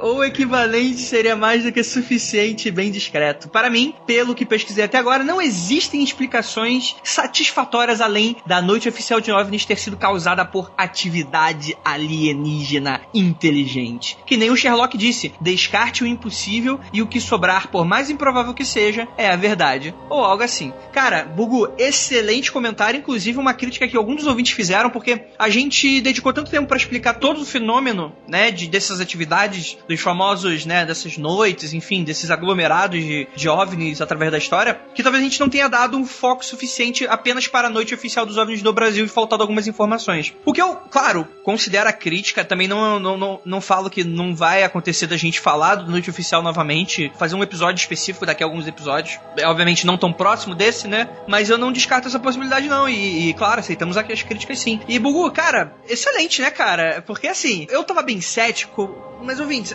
eu vou contar uma parada pra vocês, que é um negócio muito pessoal meu. Cara, eu tô muito cético relacionado à ufologia tem alguns anos já. Eu já acreditei mais nessa parada e tal, mas hoje eu tô achando a opinião de certos especialistas estão tão pedantes e tão forçadas que eu tô me afastando um pouco disso, né? Tipo, o problema é a mesma coisa que a gente fala do cristianismo, né? O problema não é Jesus, o problema é o fã-clube, né? O fã-clube sempre que estraga. Então, cara, fã-clube tá sempre estragando aí, né, cara? Eu acho que é um fenômeno meteorológico, mas eu sou muito, muito cética em relação a OVNIs. Não que eu não acredite que existam outras vidas inteligentes ou enfim, extraterrestres. Só acho que eles não vêm pra cá. Mas enfim, eu achei o comentário muito bem escrito. Muito bom. Várias ideias que eu não acredito nelas, mas... Vamos lá. Vamos lá. Bem, esse foi o comentário que a gente selecionou, obviamente porque a gente tá fazendo essa leitura um pouco mais curta e a gente tá colocando 2, então não deu pra gente pegar muitos outros feedbacks, né? Então eu peguei um bem representativo que acho que faltou um pouquinho no episódio. Então vamos lá para o episódio número 105 de Monstros Marinhos. Você escutou esse episódio, Topá? Ouvi, eu ouço todos os episódios. Ah, olha aí a diferença daquele vagabundo do Rafael. Para de mal do Rafael. Eu vou falar, cara, o Rafael, ele é um mongolão, sabe por quê? Outra hora a gente tava gravando aqui a leitura de e-mails. Aí do nada, eu tava fazendo qualquer comentário aleatório. Aí ele manda um tipo, porque você sabe, né? Essa galera aí que escuta comentário. Aí ele falou qualquer bobagem, tipo, pra tirar sarro da galera, só isso. Cara, aí um ouvinte, ele ficou bolado, cara, e falou, cara, qual o problema em escutar leitura de comentário, cara? Aí o Rafael fica soltando essas piadas de mau gosto e aí a galera fica magoada. E complica a vida de todo mundo. Não, complica a minha vida, porque aí eu tenho que ir lá dar feedback, tá. E também até um momento aqui que a gente vai fazer até um parênteses aqui. No episódio do casos, né, dos OVNIs e tal, o Rafael soltou uma frase que, assim, dentro do contexto, existe um contexto. Ele chegou e falou assim, mas eu vou acreditar mais em um militar do que na tiazinha. Eu vi isso. Sim, você viu, né? Quando ele falou na tiazinha, ele não tá falando dessa questão de gênero, né? Ele falou porque, vamos lá, é tiazinha, né? Tipo, poderia ser o Alexandre Frota, né? A gente poderia trocar a tiazinha pelo Alexandre Frota. E o ouvinte ficou chateado, ele achou que a gente tava sendo, sei lá, misógino e tal. Porque não descarta, às vezes poderia até soar um pouco. Então, fica aí também eu pedir desculpas, como sempre, Rafael, sempre falando bobagem. O que você achou, Tupá, já que você é menina e você tem mais a falar disso do que eu? Na real, eu tinha visto isso de leve, eu achei... Eu gostei da forma como vocês lidaram, como sempre. Gostei do Rafael pedindo desculpa. Por mais que a gente não tenha intenção ou que pareça inofensivo na hora, não custa ouvir o que os outros falam, né? Exatamente. Eu gostei, achei que vocês certíssimos vocês. Diferente de outros podcasts aí, a gente não ignora as críticas, não. A gente pede desculpa, que é assim. E aqui os ouvintes é que mandam. Quanto poder.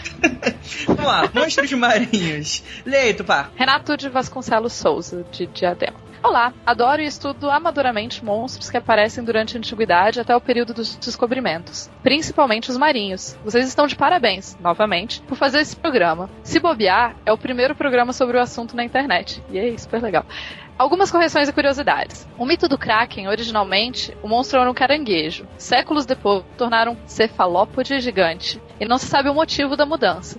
Existem sim serpentes marinhas, mas não são tão grandes como os mitos. No máximo 2,75 centímetros de comprimento. A Hydrophis spiralis pode medir 2,75 metros de comprimento. Espécimes como a Eniadria esquistosa, tá difícil desse e-mail, foi mal, gente. Possui uma das peçonhas mais mortíferas entre todas as serpentes conhecidas. Quero sugerir bons livros sobre monstros e animais fantásticos no mundo e no Brasil. Esquecidos por Deus, da autora Mari Del Priore, é um ótimo resumo histórico dos monstros durante os séculos no mar e na terra. A Mari Del Priore é uma excelente historiadora, muito legal. Zoologia Fantástica no Brasil, do autor Afonso de Scagnoli Taunay. Conta todos os mitos relacionados a animais na época do descobrimento. Não faltam relatos de serpentes e monstros marinhos na costa brasileira. Falando nisso, existem muitos monstros legais em nossa cultura ligados ao mar e aos rios. Peço que um dia faça um programa sobre monstros brasileiros. Monstruário, Inventário de Entidades Imaginárias e de Mitos Brasileiros, de Maia Corso. Esse livro é difícil de achar, mas dá um bom apanhado sobre monstros brasileiros. Recomendo muito esse livro. Monstros e Monstrengos do Brasil, do autor Afonso Scagnoli Taunay também, e revisão da Mari Del Priore, outra obra de arte. Um grande abraço e sucesso para todos vocês. Interessante, gostei do e-mail. Primeiro que meu coração acadêmico adora referências bibliográficas. Assim, citou um monte de livro, já me deixa feliz. Mas realmente, é muito interessante como quando você vai colocar no cinema um monstro, tem monstros muito bizarros na mitologia que pra gente não assustam nada. Assim. Por exemplo, nas sagas vikings, fala muito quando eles vão lutar contra um grande exército e eles lutam contra a grande vaca do outro exército. Hoje em dia pra gente, né? Imagina. Coisa terrível, a vaca de guerra. Ai, meu Deus. Vambora. Henrique Vieira, ele fala o seguinte: só uma pequena correção. As baleias sem dentes, que são as maiores, azul, jubarte, boreal, que ele exemplifica, na verdade não possuem uma placa óssea, como dito no cast. Elas possuem uma variante dos dentes que se parecem com cerdas. A função dessas cerdas é permitir que o animal absorva grande quantidade de água junto com o plâncton, que é seu principal alimento. Quando a baleia expele água, o plâncton não consegue escapar pelas cerdas, ficando preso na boca da baleia, que se alimenta de toneladas desses muitos pequenos seres. Parabéns pelo cast, muito divertido como sempre. Eu lembro sim. Tanto que a primeira vez que eu vi essas séries eu achei muito estranho, como se fosse não um dente, tipo uma, sei lá, é realmente uma serra, como se fosse uma vassourinha, né, que tipo vai sugando a água e filtra, né. Isso aí eu já sabia, eu não lembrei na hora do cast. É aquilo, né, galera? Quando você fala algo com muita vontade, com muita força, você fala aquilo com muita convicção, você acredita. Então, tipo, nem contestei, mas é verdade, eu sei disso. É muito interessante, inclusive. Lê aí o próximo. Próximo e-mail. Bruno Calel. Olá, freaks! Antes de qualquer coisa, eu devo dizer que escuto o podcast há pouco tempo, e já é um dos meus favoritos. Me chamo Bruno, moro em Formosa, Goiás, cidadezinha no interior, perto da capital. Formosa é muito legal, fui lá. Sou engenheiro civil e tenho 25 anos, ficha completa. No mesmo dia em que eu ouvi o programa 105 sobre monstros marinhos, vi uma notícia na internet que talvez tenha um pouco a ver com o tema. Segue o link no final do e-mail. Trata-se da imagem de um jacaré em um campo de golfe na Flórida. O animal tem cerca de 4,5 metros. Não é muito se comparado com os crocodilos de água salgada citados no cast, mas mesmo assim é de assustar. Tenho certeza que avistamentos de animais como esse, em condições mais propícias, de noite, com pouca iluminação, em meio à vegetação, em algum lago escuro, poderia iniciar vários mitos de monstros marinhos em água doce, como o próprio monstro do Lago Ness, por exemplo. Espero que esse e-mail tenha contribuído com o conteúdo do programa e obrigado pelo ótimo podcast. Abraços. Você viu esse filme? O vídeo do jacaré gigante andando? Ah, caraca, a gente precisa... Cara, que irado. A gente esqueceu de mencionar, inclusive, antes de fazer um pequeno adendo aqui. Eu não sei se você tá escutando a ambulância, mas se estiver escutando, a vida é assim. A vida tem dessas coisas. Cara, agradecer muito novamente aos pauteiros que fizeram a pauta de monstros marinhos. Que, inclusive, uma pena, eu acabei esquecendo por causa da correria de mencionar eles, mas eu já retribuí isso, eu acho, né? Peço desculpas ainda, mas eu retratei isso na hora dos recados. Mas eles fizeram uma pauta tão completa que eles colocaram até, tipo, animais que poderiam ser confundidos com monstros marinhos de tão incríveis e diferentes, né? Eles colocaram o Nerval, que é aquela baleia pequenininha que tem um chifre de unicórnio. Eles colocaram lá, sei lá, beluga. Esses troços aí que são muito doidos, né? Lula colossal, etc. E na mesma semana que a gente tava gravando, a gente não mencionou, no vídeo excelente do cocodrilo. Cara, que cocodrilo, hein, cara? Eu vou te falar, hein? Exemplar da espécie, gigante. Cara, muito foda, cara. Muito foda ver aquela coisa. E você vê que é tipo assim, uma criatura que ela... Eu não lembro se ela é como o Megalodon, né? Como os tubarões, que eles são tão antigos quanto, mas eles são criaturas pré-históricas, né, cara? Então, ver uma porra daquele tamanho andando é uma coisa muito legal. Cara, e é interessantíssimo porque o Megalodon, que a gente não comentou no podcast, que é o tubarão pré-histórico, é um tubarão gigante, né? Cara, imagina um tubarão. Tubarão já é aquele bicho escroto. Ele já é aquele bicho que se ele te olha, ele te mata. Agora tu imagina uma versão Godzilla dele. Obviamente eu tô exagerando o tamanho, mas enfim. Ele era um bicho muito grande, né? Eu não tenho aqui os números exatos de tamanho. E, cara, a gente lançou um podcast e um monte de gente ficou indignada porque a gente não citou o Megalodon, cara. Aí eu pensando... Galera, calma, desculpa, eu não sabia. Ah, por que vocês não citaram o Sharknado? Eu falei, caralho, é um furacão de tubarão, isso não é um monstro marinho, pelo amor de Deus, galera. Cara, eu fiquei muito surpreso, cara, com essa reação. As pessoas, tá bom, aqui ó, Megalodon é um tubarão gigante e ele não existe há milhões de anos e etc. Pronto, acho que as pessoas vão ficar felizes agora que eu citei ele. E tem aquele programa do Discovery, eu acho, de batalhas de gigantes e monstros pré-históricos que tem o tubarão contra o jacaré, é muito legal, vocês deviam assistir. Você já viu, amigo? É muito legal. Sim. Tem o Sci-Fi Channel, que também faz vários, né, filmes, né? Tipo, Mega Shark versus Giant Octopus, né? Conteúdo científico excelente. Exatamente. E fundamental pra vida das pessoas. Do ladinho do History ali de seriedade. Exatamente, bem por aí. Vamos lá, o próximo e-mail é do Felipe Pinheiro. Ele fala o seguinte: meu nome é Felipe e moro em Edmond, que depois eu fui procurar e é na província de Alberta. Canadá. Obrigado, Tupá. Olha aí, tá vendo? Mais inteligente que eu. Não fica jogando na cara ainda. Olha aí. Curto pra caramba MFC, que conheci no final do ano passado e terminei recentemente a maratona 2 episódios. Sou cristão protestante, formado em teologia e gosto dos temas do mundo frio e confidencial, pois muitos deles são simplesmente ignorados ou demonizados por algumas igrejas no meio cristão, o que, infelizmente, cria uma mistura de ignorância com preconceito. E eu diria mais, Felipe, eu diria que ignorância e preconceito, elas estão um lado do outro, porque o preconceito, quer dizer, a ignorância é a mãe do preconceito, cara. O preconceito, ele ele só existe porque as pessoas são ignorantes. Não existe uma outra relação, não existe preconceito em que a pessoa saiba do que tá falando. Vamos lá, algumas considerações sobre o último cast. Como falado, o Leviatã é uma referência ao monstro marinho desconhecido. O interessante é que o texto do livro de Jó é usado como um contraponto a outro animal citado alguns versículos antes, o Behemoth, né, ou Behemoth. Esses também com identificação desconhecida, porém, muitos estudiosos sugerem ser um hipopótamo, devido à sua descrição no texto como um animal grande, forte, mas de boas. Ele era de boaça, com animais selvagens brincando por perto dele sem medo, e que, mesmo em meio à fúria do rio Jordão, ele não se abala. De boa, né? Eu fiquei imaginando, todos os animais brincando de ciranda, assim. Cara, eu tô imaginando aquele gif do hipopótamo andando de boaça enquanto tem duas leoas tentando matar ele, e ele ali caminhando de boaça, serelepe, assim, foda-se, né? Suas otárias. Minha carcaça é muito mais dura do que os seus dentes, né? E eu vou deixar o gif aí pra vocês, cara, que é muito engraçado essa porra.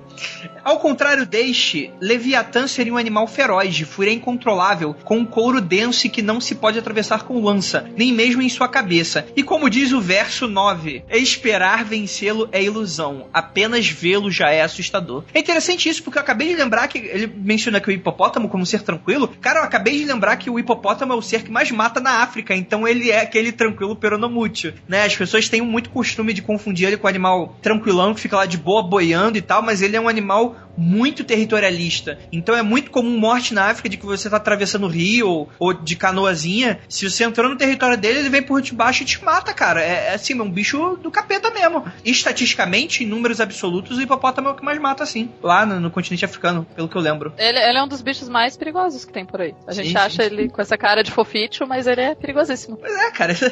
Galera, não zoem os gordos, cara. Tu não sabe a fúria de um gordo, cara. Eu falo como um exemplar da espécie. Vambora. Muitas interpretações podem dizer que se tratava de animal real, haja vista que o primeiro citado, Behemoth, era um animal real. Porém, uma interpretação mais sóbria diria que o primeiro animal foi apenas usado como exemplo, como uma retórica de que este sendo um animal forte, cauda que balança como um cedro, ossos como canos de bronze, membros como varas de ferros, que não se abala com a fúria do rio, etc., mas que não seria nada comparado ao Leviatã. O Leviatã, por sua vez, seria apenas uma alegoria a um poder destruidor e inimigo de Deus. O gênero literário do livro de Jó é poesia. Isso faz com que ele tenha interpretações diferentes, desde que ele esteja falando literalmente de um monstro marinho, ou então que Jó estava apenas entrando no terreno da mitologia conhecida da época para transmitir a sua mensagem. Alguns estudiosos usam estas referências para sustentar a ideia de que seriam, na verdade, dinossauros, mas neste caso eu particularmente acho que precisa de muita, mas muita fé mesmo, e talvez uma ervinha para acreditar nessa... Não sou eu que tô falando, tá, gente?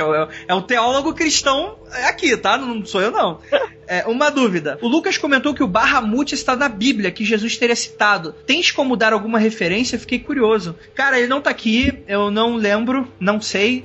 Você sabe alguma coisa disso? Eu deveria saber, mas eu não sei não. Foi mal. Eu realmente... Ainda mais se é citado por Jesus. Eu sou péssimo em Novo Testamento. Eu entendo pouquíssimo de Novo Testamento. Conheço pouquíssimas referências. Então, realmente não lembro. Foi mal. É bom a gente também não confundir Behemoth com Bahamut. Que eles são, se eu não me engano, são dois seres diferentes. E agora eu não tô lembrado, cara. Você me pegou agora de calças curtas, literalmente. Não, quer dizer, não literalmente, mas você me pegou mesmo, cara.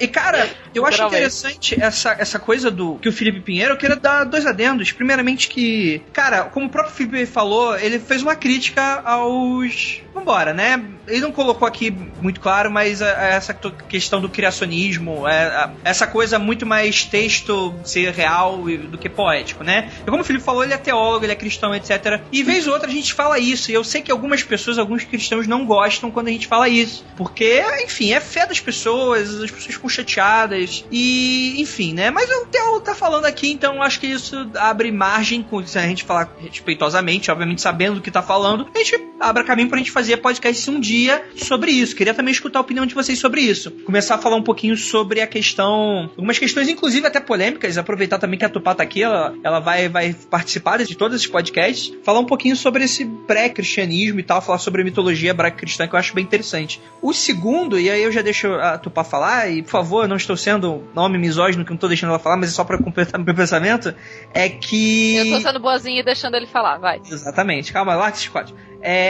Que, cara, ele citou esse texto poético, né? O Jó, seria o Jó aqui, que ele falou que Sim. ele teria utilizado de outra mitologia pra falar. Só que a gente também não pode esquecer, e isso não é demérito algum. Um dia eu quero até, inclusive, explicar esse pensamento, que a mitologia da Bíblia também é mitológica, né, cara? Então, né, o mito, a gente liga hoje, né, vulgarmente mito como mentira, mas a palavra mito não tem nada a ver com se é algo que não existe. O mito é algo para falar mais sobre antropologia, sobre cultura, sobre a forma das pessoas enxergarem o mundo do que sobre mentira. Então, vez ou outra, quando a gente for citar aqui a cultura, né, o hebraico-cristão, judaica, ou islâmica, a gente for falar de mitologia, a gente não tá descaracterizando, não. Inclusive, até chamar a Tupá para falar um pouquinho disso mais pra frente sobre, quando a gente for falar um pouquinho desses episódios, de que quando a gente tá sendo neutro aqui, a gente tá sendo neutro mesmo, galera. Eu sei que a maioria dos brasileiros, eles são cristãos, e isso é sempre um assunto muito tabu quando você tá numa sociedade bem cristã, mas a gente tem que sempre tratar com neutralidade da mesma forma como a gente fala das crenças, né? Se eu falo do Abramelin, e eu cito que o Abramelin, no episódio que a gente citou,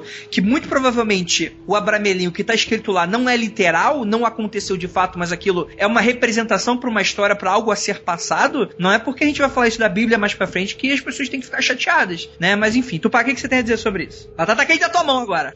Eu tenho muitas coisas a dizer, mas em resumo, de forma muito rápida. Basicamente, eu acho que o que dá pra dizer é que quando você estuda uma coisa, a gente tem que diferenciar muito a questão de fé e a questão de estudo. Não que as duas coisas não possam, claro, que alguém que vai trabalhar com teologia de verdade, assim, e vai... Não que eu faça teologia de mentira, não é isso. Alguém que seja teólogo... Alguém que seja teólogo, eu não sou teóloga, eu sou historiadora. Alguém que seja teólogo, ele provavelmente vai encarar várias dessas questões como questões de fé. Mas ao mesmo tempo, mesmo teólogos ou qualquer outro, em áreas de estudo, você pode analisar um texto a partir da perspectiva histórica do momento que ele está sendo escrito. Então, assim, isso não é contra a fé de ninguém. A sua fé continua a sua fé do jeito que você quiser que ela seja. Você acredita no que você acredita. O que eu falar ou o que outros historiadores, estudiosos ou teólogos falarem não vão mudar o que você acredita. Eu acho que as pessoas têm que saber diferenciar isso. E entender que alguns textos, por exemplo, que um texto é em poesia, Jó, poesia em hebraico. Poesia em hebraico é um inferno de traduzir. Foi mal pelo inferno, mas é muito difícil. É muito complexo. Porque ela, diferente da poesia que a gente tem hoje em dia, ela não tem um formato fácil, se usa muita metáfora, se usa muito jogo de palavras, repetições pra trazer a mesma ideia. Enfim, eu acho que poesia em hebraico é uma das coisas mais difíceis que tem de traduzir. Então, claro que você vai ter diferenças, e claro que a mensagem que foi passada e a mensagem que foi escrita há 2, 3 mil anos atrás, e a mensagem que a gente lê no mesma coisa hoje em dia, são duas mensagens diferentes. Não quer dizer que seja errado. Não é errado, você tem que estudar. Como eu sempre falei, eu selecionei esse e-mail do Felipe Pinheiro, inclusive espero que não tenha falado nenhuma bobagem que ele deixou ele chateado. Galera, a gente precisa muito do feedback de vocês. Às vezes a gente pode nem entrar aqui, mas a gente tá escutando, a gente tá lendo. Então, assim, é bom a gente saber se, inclusive, a gente for desrespeitoso em algum momento, a gente faz uma retratação. É óbvio que a gente faz. Né? Obviamente, se a gente ficar coerente, né? Não adianta tu chegar aqui e falar que o participante, eu achei ele chato. Tá bom, cara. Senta lá, Cláudia. Mas, tipo, se você for coerente no seu argumento, beleza, cara. Aqui é espaço pra todo mundo, né? E, obviamente, a gente vai cometer alguma coisa. Cara, você tá respirando, você tá errado. Começa por aí. Então não tem, a gente vai errar em algum momento, né? Tipo, igual a gente fala dessa questão de machismo, etc. Galera, como homem a gente erra, a gente vai errar, etc. A parada é desconstruir. Enfim, vamos finalizar aqui. E Tupá, você tem alguma última mensagem pra falar pros ouvintes? Mensagem? Nossa, não, meus demoninhos não me mandaram nenhuma mensagem pros ouvintes hoje. Foi mal. Tá bom. Então é isso, Tupá. Então vamos lá. Então tchau, tchau. Tchau, tchau. E não olhem para trás. Eu acho muito retardado quando eu falo essas coisas, cara. Eu não sou ator, cara. Eu não consigo entrar no personagem, cara. É uma merda. Não olhem para trás. Olha aí. Voz feminina, sempre melhor.